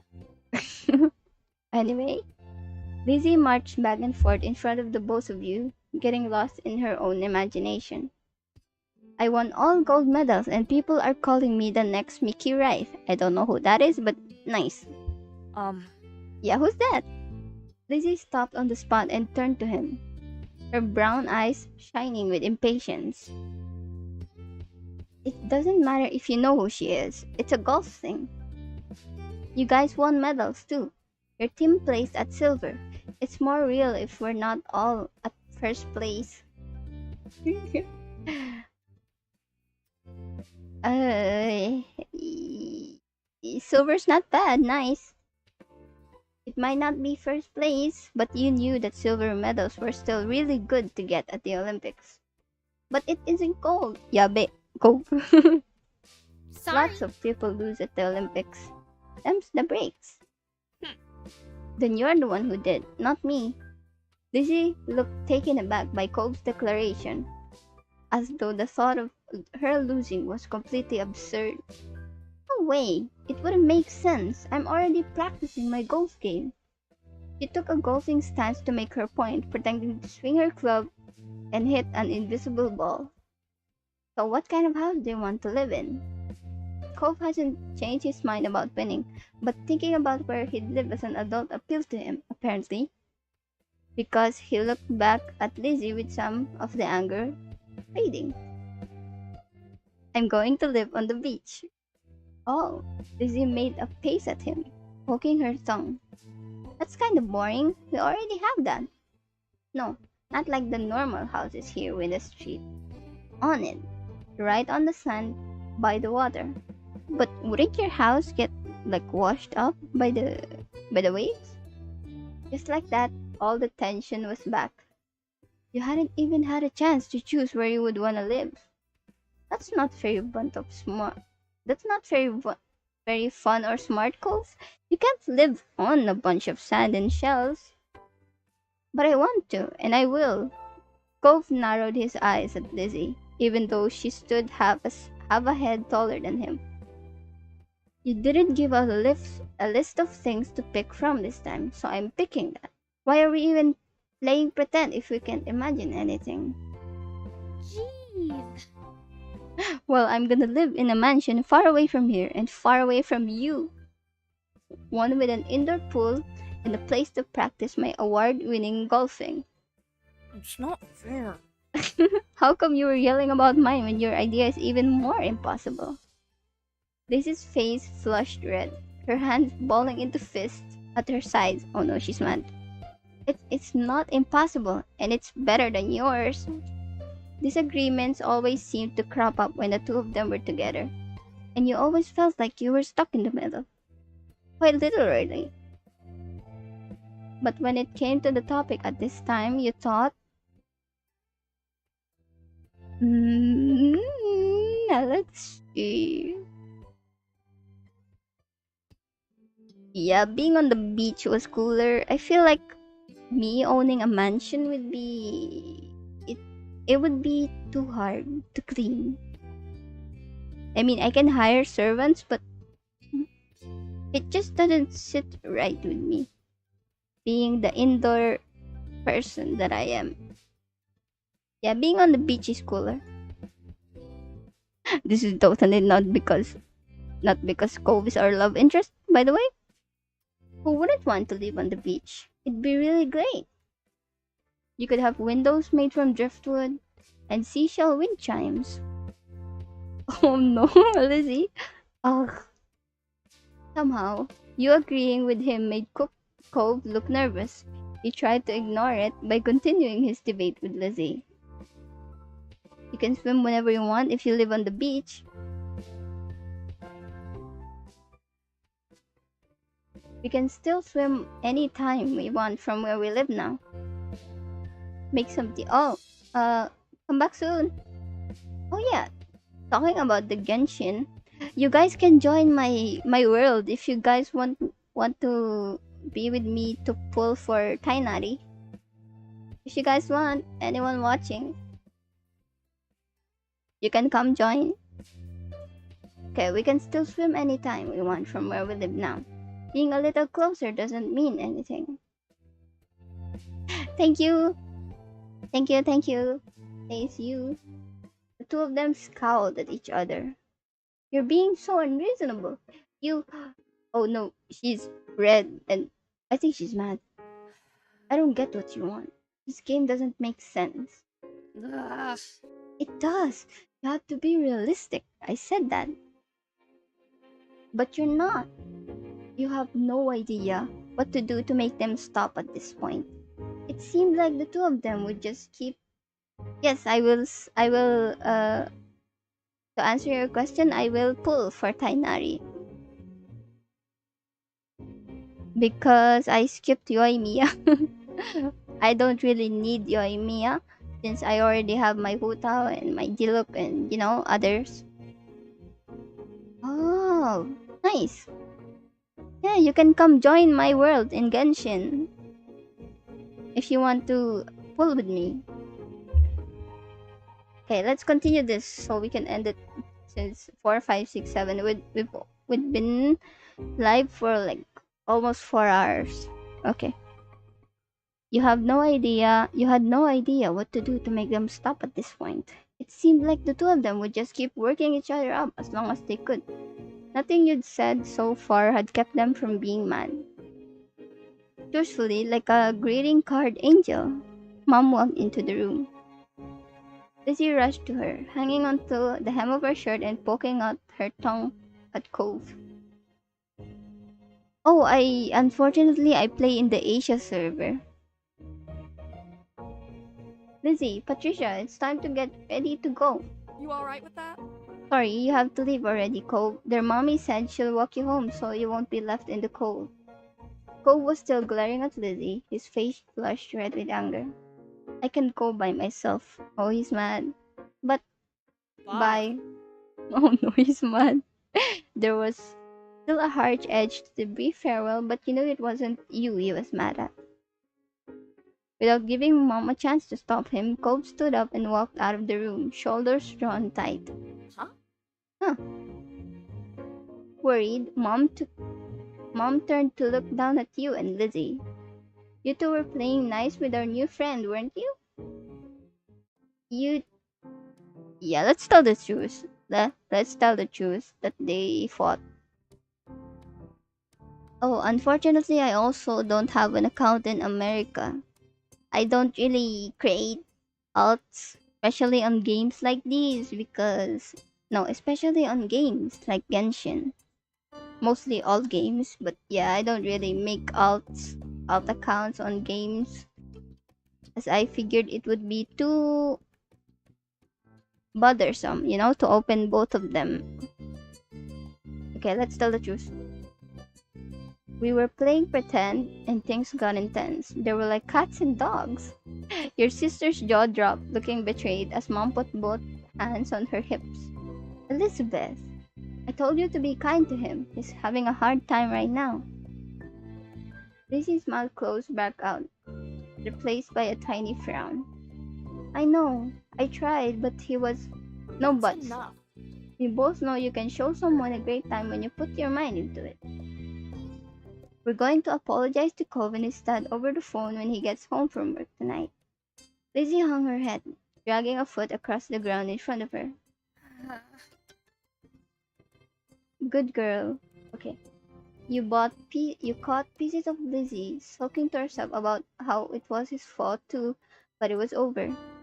Alright, we better get a move on. Let's Let's go. go, kids. Oh, Mom hustled you all out the door, and you noticed during the car ride to golf practice that Lizzie was quieter than usual. She was usually the first one to request which music to listen to in the car, but she didn't say a thing. Your parents noticed she wasn't in a mood to be bothered. They gave her space, and Mommy just asked you what you'd like to listen to.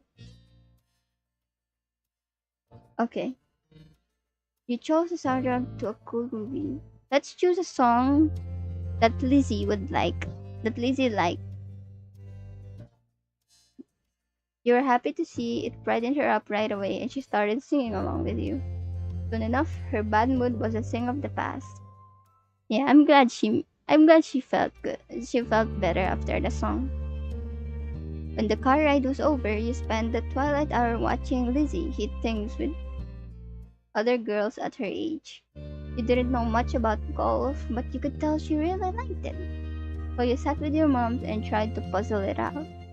It was nice sitting outside after being cooped up in the house all day. Oh, welcome back. And you stretch out your legs to let the last few minutes of sun warm your skin. When the sun was finally out of sight, dipping behind the horizon, you all got ready to leave. Instead of going straight home, your moms took the family out to dinner. You went to a restaurant you had all been going to ever since you could remember. The whole afternoon had been a bunch of shouting you hadn't been able to stop, but you could kind of tell it was that it all this helped Lizzie be less angry. The car ride home was quiet, with only the radio providing escape from the silence. Lizzie had been in better spirits now, but the closer you got to your neighborhood, the more she wiggled in her seat and frowned out the window. She knew what was coming when you all got back home. Clearly, she was dreading it. Soon enough, Mom was turning onto your seat and then reversing into the driveway. Once she cut the ignition, it was dead silent. No one spoke. No, only unbuckled their seatbelts and opened their doors. Lizzie was the last one out. Once everyone was inside and done taking off their shoes, she propped her hands on her hips. So, Now then, Mr. Holden's car is in his driveway, so he could be back from work. That's good news, isn't it, Elizabeth? You and Cove can hash things out before the day's done. Lizzie didn't complain or put up a fight. Her hands ducked so she didn't have to meet anyone's eyes, and she nodded once. Good. Now let's move this to the kitchen. Mom went over to the house phone, the rest of you following behind her. Mommy put a gentle hand on Lizzie's shoulder as they walked side by side. You watched them from the back. This was only happening because you told on Lizzie. Yeah, you hadn't liked doing it. I didn't like telling out my sister, but I had to. Being a tattletale didn't feel good, and you wouldn't want someone else to tell your moms everything you did. Oh, you have an account on Asia. Nice. Still, your mom had asked directly, and you wanted to be a liar even less. The four of you stood around the kitchen in a lopsided square. All eyes were on Lizzie, who kept her gaze on her feet. You remember the number of Cole's house, don't you, honey? Lizzie jerked her head in another nod, sullen. Without further prompting, she stepped forward and she began to dial. Mom reached over and pressed the button on the base. Suddenly, you could hear the phone ringing. She turned on the speaker. The phone rang a couple of times, then stopped. Mr. Holden's warm voice came through the other end. Evening, Holden residence.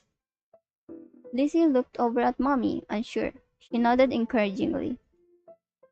uh, Hi, Mr. Holden, it's, Lizzie. Can I talk to Cove? Lizzie? Absolutely. Lizzie hiccupped. What a surprise. But of course you can say hey to the boy.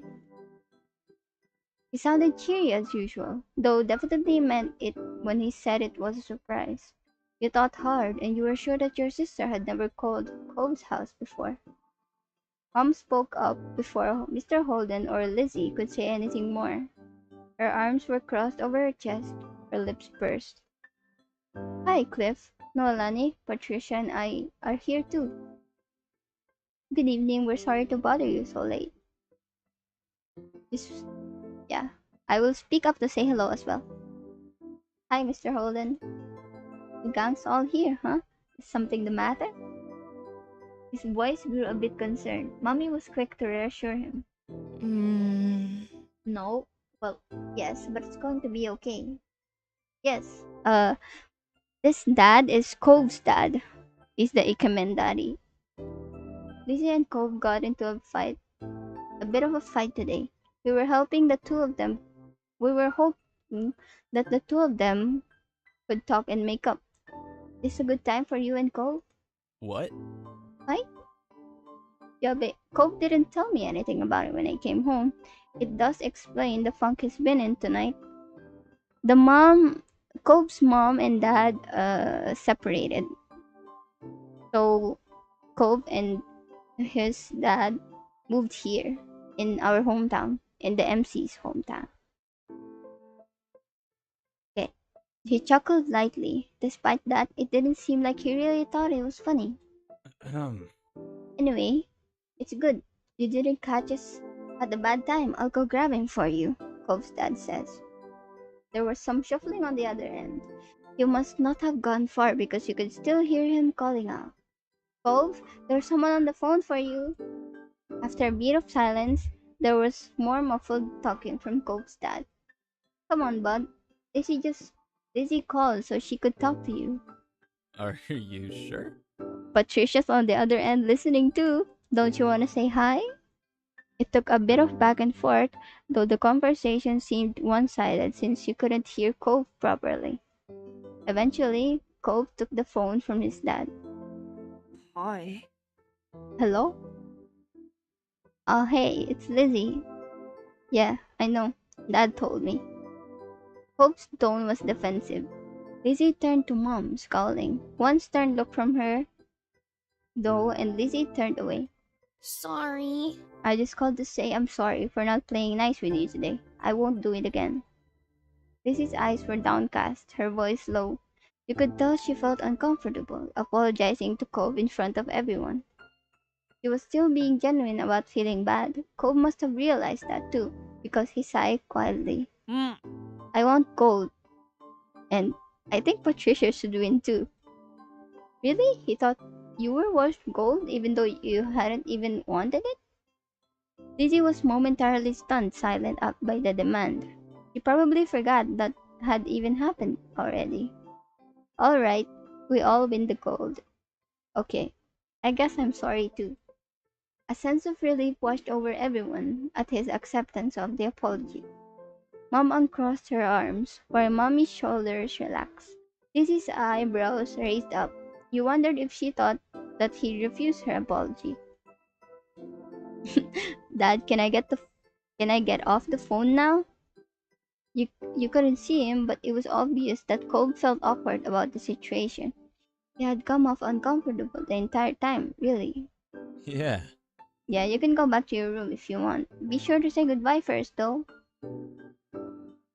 Bye, Lizzie, Cove says. Bye. bye. Bye, Patricia. Sheesh. Bye. You perked up at the mention of your name. You smiled, even if he couldn't see it. Bye, Cove. With that said, Cove must have handed the phone to his dad and left, since Mr. Holden spoke up. That's a relief. Yeah.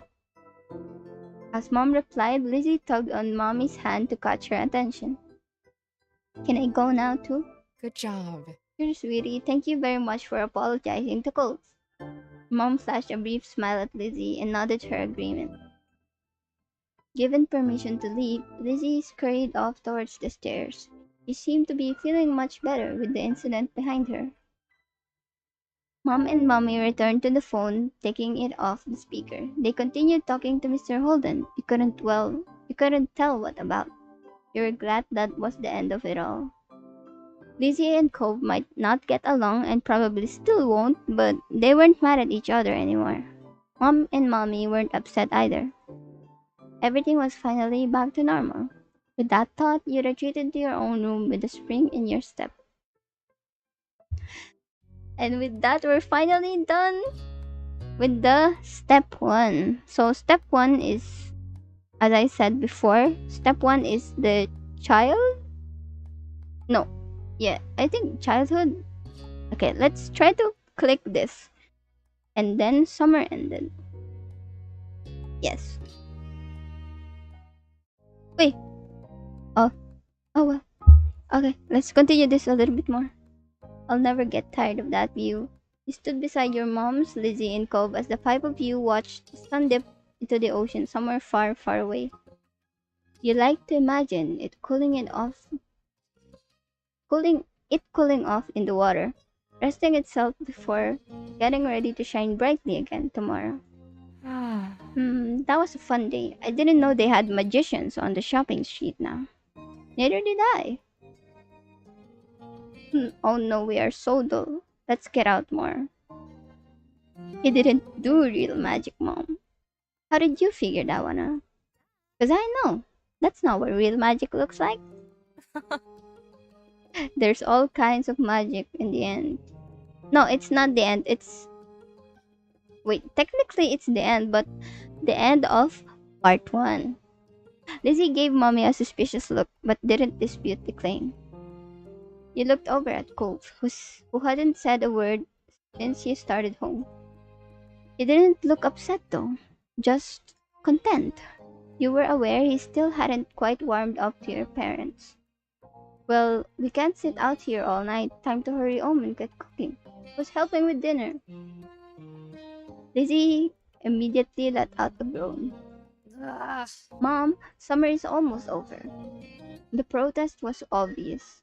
You could practically see the school on the horizon, and certainly you didn't want to spend your last bits of freedom cooking dinner. You could do that any other day. Uh, okay, let's put on our best puppy dog eyes. Oh, don't look at me like that. Like what? Soon we'll have homework and reading to do. We can't do work now. Lizzie made her case and stomped her foot on the ground. You mimicked her, feeling that would add something to the argument. Well, No. oh come on, Pam, I can help you with dinner. Mommy leaned in for a hug, and you knew that you were very close to victory. Okay. Nice. We don't make dinner. But as soon as dinner's ready, you lot are coming inside, understood? Yep. Cove dear, you're welcome to join us as well.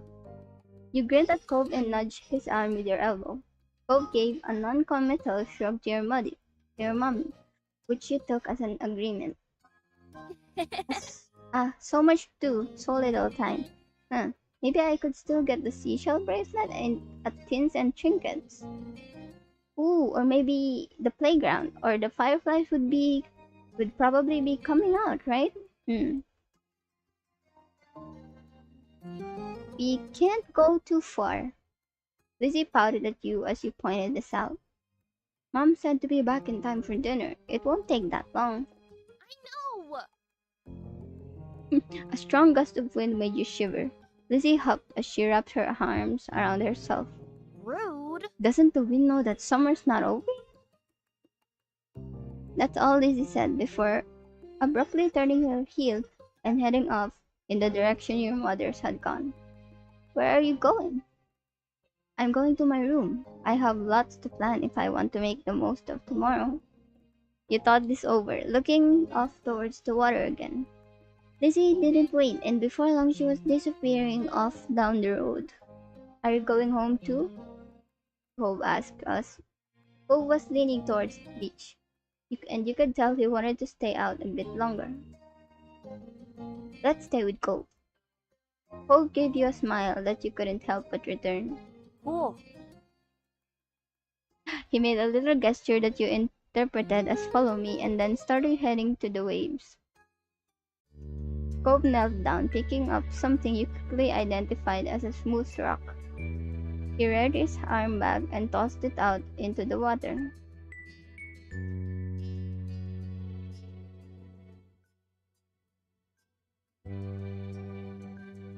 It was a good toss, probably. You looked for your own rock. Okay, let's do the same as well. Oh, you made sandwiches and tea. Nice. Deciding to join Cove, you searched nearby for any rocks or shells that you could throw through. You found a shell that would suit your purposes, a smile growing as you tossed it hard as you could, and it landed with a wet sounding thunk a few feet away and slipped down into the water. When you looked at Cove, he didn't seem to notice that his throw had been more impressive. Cove was looking down at his cast, scratching idly at the pink surface even though you were pretty sure he couldn't feel it. His brows were furrowed and there was a frown on his face. It's not fair. I've had to wear this cast for ages. I can't even swim. It, how did you get it? I was jet skiing. Oh, so he got injured by jet skiing. I see. Ooh, you're Biba team. You had never gone jet skiing, but you'd seen others do it all the time from the shore. It looked impressive. Cove looked a little taken aback by your outburst, but after a second he gave a small nod. You thought you spotted his cheeks turning a bit pink. He turned away before you could be sure, though. Oh, he's getting a little shy, okay. He then continued to explain. Yeah, he crashed. He gestured to his arm as if to say, and this was the result. It's hard to believe you're allowed to jet ski. Whoa. Well, oh no, he did it without permission. Oh. Cove let out a huff, flopping down to the sand. I can't believe summer's almost over. He sat down next to him and nodded in agreement, regardless of the sudden topic change. I don't want to go to school. I mean, I would. I don't want to go to a new school. I didn't think it'll be the same school as you. I think it'll be the same school as you, Lizzie. My dad says something about that. That's great. We can sit together during lunch. You'd only ever been to the one school, but you were sure that his old school couldn't have been that much better. Then again, he did have to make new friends and meet new teachers. It could be kind of scary. Hope shook his head, then wrapped his good arm around his knees as he drew him to his chest. You heard a sniffling sound, and when you took a good look at his face, you realized that his eyes were wet. I want to go home. The sudden sadness caught you off guard. You were so excited that Cove would be going to your school, it made you feel bad that he was so upset about it. Well, I can walk back with you. Cove shook his head at the offer. No, I want to go back home. Right, Cove wanted to go back to his old home. The one that sat waiting someplace far from here, the one he would bring up whenever he felt this sad. It had been a while since he had moved in, but he didn't seem to feel any better about being here. You settled back down into the sand, trying to consider what to do. I can ask him if he hates it here, but he's probably gonna say no. Well, let's just say it'll be alright. We can't say that this can be your home, then it'll be contradicting to what he's saying that he wants to go home. So let's just comfort him. Sometimes when you were sad about something, your mom said that to you. In the moment, you thought it couldn't possibly be alright because they're stuck a lot, lost his arm, or you skinned your knee, or you couldn't possibly finish all your vegetables. But in the end, they were always right. You're not going to leave, right? You'll still be around? I should be asking that to you because you moved in, and what if you wanted to go back home? You're gonna be the one who wants to leave. The question was a little surprising. Of course. Your parents would have mentioned if you were going to move or something, right? Yeah. After a second, Cole gave a little nod. Once I get my cast off, we could go swimming. You were fine with him changing the subject again. Yeah, that would be fun. Cole smiled, then looked back to the waves. My dad keeps saying I'll get used to everything eventually, that I'd feel better then. It used to make me feel angry. I didn't want to get used to everything. He spread a glance over at Cope and saw the anger had slipped off his face in favor of something almost puzzled. But maybe that would be okay after all, as long as I really do feel better. I can't see it. You could remember, a long time ago, when you first started going to school, you had absolutely not been okay with the idea of being away from your parents for most of the day to listen to strangers tell you what to do and sit with kids you've never met before. Things changing is hard.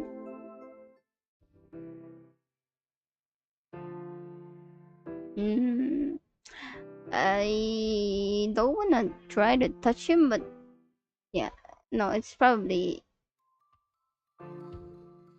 no. That's that. You're not quite sure what to say to that, so instead you reach out to take hold of Cobb's hand. The one closest to you is the one in his cast, so you made sure you were very gentle. As you watched, Cobb's eyes got a little misty once more. You got the feeling that they were different tears than the ones from before, though. I hope next summer I'll surf and go exploring with everything will feel like it's supposed to again. You will. It will. The two of you sat quietly, just taking in the sounds of the waves. You hoped that Cove would be able to accept this place as his new home. You'd definitely try to help in what ways you could. There were so many wonderful things here Cove probably hadn't even seen yet. Lost in thought, you started a bit when you heard a faint familiar sound. The sound of your mom shouting your name. You looked over your shoulder, realizing it was probably time for dinner. You were reluctant to move, having enjoyed sitting together, but you were hungry. You stood and dusted the sand off of yourself. My mom's calling. It's time for dinner. You should come. I'll look up at you. Expression screaming reluctance, yet ultimately, okay. That's okay. When you smiled, Cove returned with one of his own. Patricia.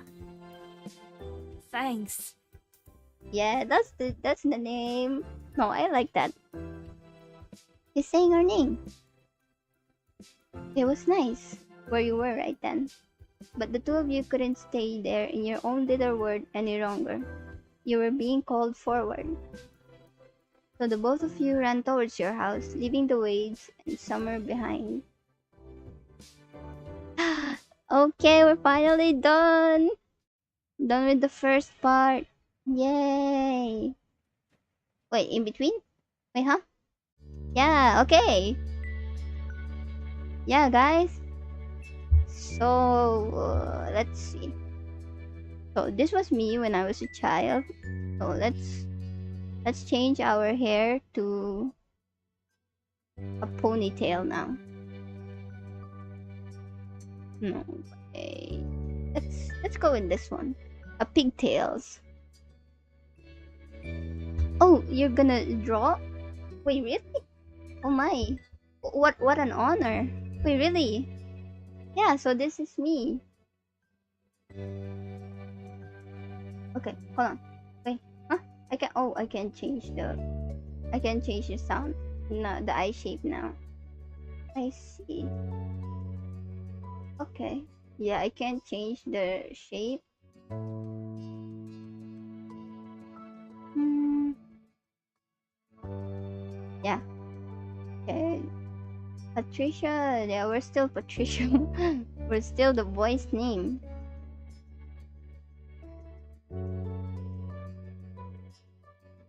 Yeah, let's. So Patricia. Acne, huh? No, it's probably fine. Let's go with earrings a bit. I actually wanted to try wearing earrings. Here, let's wear some earrings. Let's go, let's wear some earrings. This one's probably good. Yeah, black ones, no, yellow ones. Yeah, it's really cute.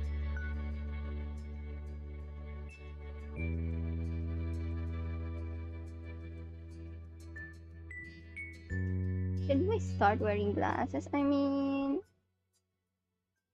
no, that's probably fine. Yeah. No, we don't have any scars. Braces. No, no, no, no, no, no, no. Skirts. Let's start wearing skirts as well. Yeah, we're done. And yeah, it's still crush. Okay. So we are still relaxed with Cove, and we still have a crush on him. So let's save this one for now. Finally done. Yeah, we're finally done. I didn't think that it would be this, this far from the stream. I thought it would be like only one stream. So I didn't think this far ahead. But yeah, that's all for today, everyone. Wait, hold on. Let me change to the self only scene. Yeah, let's see. Yeah, that's all for today.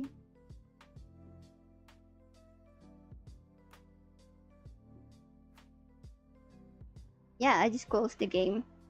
So that will be all for today's stream. Thank you everyone so much for watching, for dropping by. No, I don't I don't need to be popular. I don't actually wish to be that popular because, you know what they say. If you're too popular, you will have many eyes looking at you, judging everything you do. And I don't think that's a good thing. It's a bit scary to think about. But yeah, all I know, no, all I can say is that I'm enjoying being like this. I'll probably be too busy in the future, but I'll try to make time. Yeah.